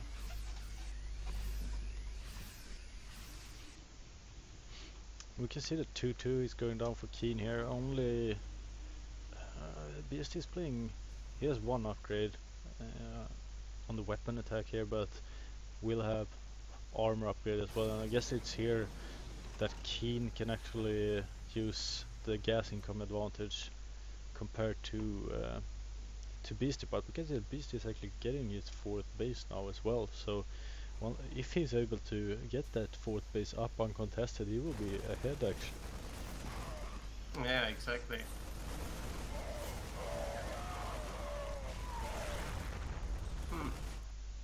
I like these 2 sensor towers. Why? I'm not gonna add to that. I'm just gonna say that I think it's funny. Is it the B word? Yeah, it's the B word. Yeah. The sensor tower being the middle of one of the B's. Alright, the key moves out now with 3 tanks inside the medevacs. Well, outside, but yeah, you get what I mean. So, some medanks pushing forward. And a siege up by the bushes over here. Because that's bushes, right? Yeah. Yeah. We're gonna siege up over there. Nope, now we are on the move again. Now we are gonna go back home instead. Yeah. Nope, now we are going for... No, go back. No. Now we go forward. I mean, sometimes it's really hard to understand these medank terrains. Some real tank plays. Picking up some marines, and this is where it all comes down to now. Oh my god, Beasty going right up into the center of Keen's base here. And these tanks are not really out of position actually, but gonna see if he can work something out, but not really getting that much damage out of them. He needs more of these tanks. I'm not really sure where Keen is going with this. Why are you not bringing your tanks with you? Over here. Oh, at the same time it looks like Keen is... or Beast is backing up instead. Keen seems to be doing some sort of drop or liberator harass up at... Oh, it's actually a drop here. Able to do some small damage here to the mineral line actually. Yeah. And the main engagement here is not really working out as well, but you can... Oh my god, so many tanks can actually be killed here if it's not careful. I mean, this is really where Keen's upgrades will come into advantage, at least for now. He has 2-2. Not really finished that for Beastygt yet. He's, however, quite close. Yeah, exactly. Alright, and we can see now that Keen's main army is not that large. Instead, he has decided to split all of his medanks to the bottom left corner where Beastygt has his main army. So a small army working its way forward over here, gonna be a bit of a drop. Going to go right forward towards the main here, gonna drop right on top of the production. Not gonna he's get, actually oh losing God, he all the every medevacs. single medevac. Oh, And that is that was not good. such a big mistake from Beastygt. Oh my god. And yeah, I'm sad to say, but I think that could have been the deciding factor for Keen now, because now he knows that he got value out of that. I mean, Yeah. he doesn't know exactly how much value, but seeing 3 medevacs going like that and not dropping, there's something fishy about that. I mean, There he must be also some kind of he mistake. was able to drop 1 tank, so at least he know that there was something in those medevacs. And Yeah. I mean, well, he probably knew that they were full of stuff, but It's just that the amount of stuff that got killed there means that there won't be enough to stop something like this. yeah. I mean, look at the amount of tanks here as well from Keen. What I'm a bit worried about is that he might be overextending with his tanks because this is not enough tanks to actually stop all of these marines going forward. And now Keen invites Beastygt back into the game. Yeah, but Beastygt also lost a lot of tanks. But Yeah, I guess I that don't is know true. if I don't know it was that many. And he also goes for the harass here up to the left. Look at this. 2 sad tanks that are gonna be picked off. So I mean, I think overall that was an invitation for Beastygt to, hey, come back into the game. Yeah. I have cookies. And Beastygt took it instantly. He said, "Oh, free cookies, why not?" And here they are. Now going to play a bit longer. The flying cookies. Exactly, the flying medanks cookies. The flying something like that. the flying medanking cookies, or the flying cookie medankers. Oh, I like this circle. Half circle. Look funny. Right, so Beastygt's new main army. Oh my god, there's actually a doom drop. How did we miss this? Or how did I miss this? I'm not entirely sure. But this is gonna do wonders for Beastygt. He's able to kill a lot of the supply depots here and also deny a lot of the army, and now he goes in with his main army there to the left as well. This drop is shut down and it seems like, well, this base is under attack, and since it's the planetary, he can't actually lift it up, so... But here comes the reinforcements from King with tank support. Yeah, and there we could really see the strength of plus 1 more upgrade for the Marines. Yeah. And I mean, he basically kills this whole army now. Exactly. And how much damage was actually done compared to how much damage Beastygt took there? Well, I think that Beastygt was actually ahead in total resource lost with like 2,500–3,000, and now it's Beastygt that have lost more, so he lost a lot in that fight. Yeah. most definitely. At the same time, losing workers, Keen is actually down to 41 workers right now. Yeah, and also low on supply depots, so Yeah, and that will soon be an issue. But he is adding on more supplies now, and there's a lot of Medanks now. yeah. Again. I mean, now Beast will have the same upgrade as Keen, and also 1+ in damage for the tanks. Yeah, something that Beasty does not have actually, or Keen does not have actually. So his tanks are not as good at all. Yeah.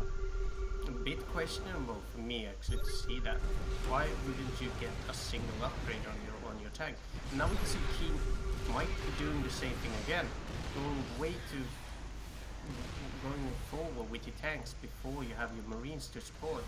Yeah, but this time I really feel like, oh, he's actually pulling all the workers here. What is going on? I have no idea. Oh my god, this is actually gonna be it. He just loses so many marines. There's no marines left here now, and he has a lot more tanks. He's actually winning this engagement. Yeah. This is GG. Keen takes game number 4. Well, alright. Okay. Such a back and forth game. I mean, Medank Marines is really a back and forth game. It all comes down to your tanks, or to your Medanks. Yeah, absolutely. And I mean, that last game was such a back and forth game actually. I mean, Exactly. just as you said, I mean, I really feel like both players didn't play as well as they did in the other games. I think both players were a bit tired in the long run. Yeah, maybe a lot of mistakes from both players actually there in the final match. Yeah, exactly. So I guess that we are now going to go for the goodbyes. Yes. So first of all, congratulations to Keen for winning that game. And after that, thanks to Maralekos, I know that he's not here now, but still gonna thank him for that host.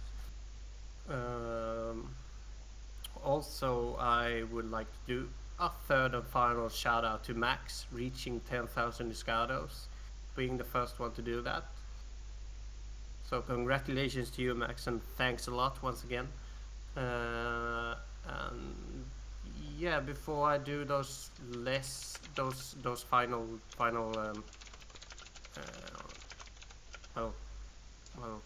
basically marketing of the social channels, etc. Is there anything you want to say, Huff? Anything you want to add? No, it doesn't feel like it. I mean, yeah, we'll be back Thursday. Yeah. Casting the Go4SC2, so tune in there for the points. Yeah, exactly. So on Thursday it's Go4SC2 Thursday. Basically on a normal tournament, getting some points up. A lot of Scandinavians usually signed up for Thursday and Sunday events, so tune in on Thursday. If you want, you can click on that follow button to follow us. It will be immensely appreciated for us, and it shows that we have your support and your faith in moving forward with this channel. We are also on Twitter on Viking TV Sweden if you want to follow us there. Hofferino has total control over that account, and he spews out all kinds of interesting StarCraft and Dota facts and comments. Right, Hoff? Yeah, sure. Yeah. We are also on YouTube, where you can find all our VODs. If there's any event you've missed that you want to watch or rewatch, you can see it on our Viking TV channel on YouTube. Besides that, it's not much more to add. We are Match Arena now with our new Scandinavian tournament, Battle of Scandinavia 2. that we really appreciate if you go on and donate to. I will just now add that link into the chat so you can see it over there. Apparently our bot is dead right now, so there's no link popping up, but I will actually link it manually instead. Yeah, so please go in there, use the coupon code VikingTV2 to donate $1 free of charge. I ask every one of you to please do that. The only thing you need is a Twitch account, and yeah, then you can donate $1 for free, courtesy of Matcherino. Yeah, not much more to say. If you're Scandinavian, you can actually also sign up to that event, so please do that. Yeah, that's it for tonight, folks. Thanks for tuning in, and see you on Thursday. Thank you. Bye bye.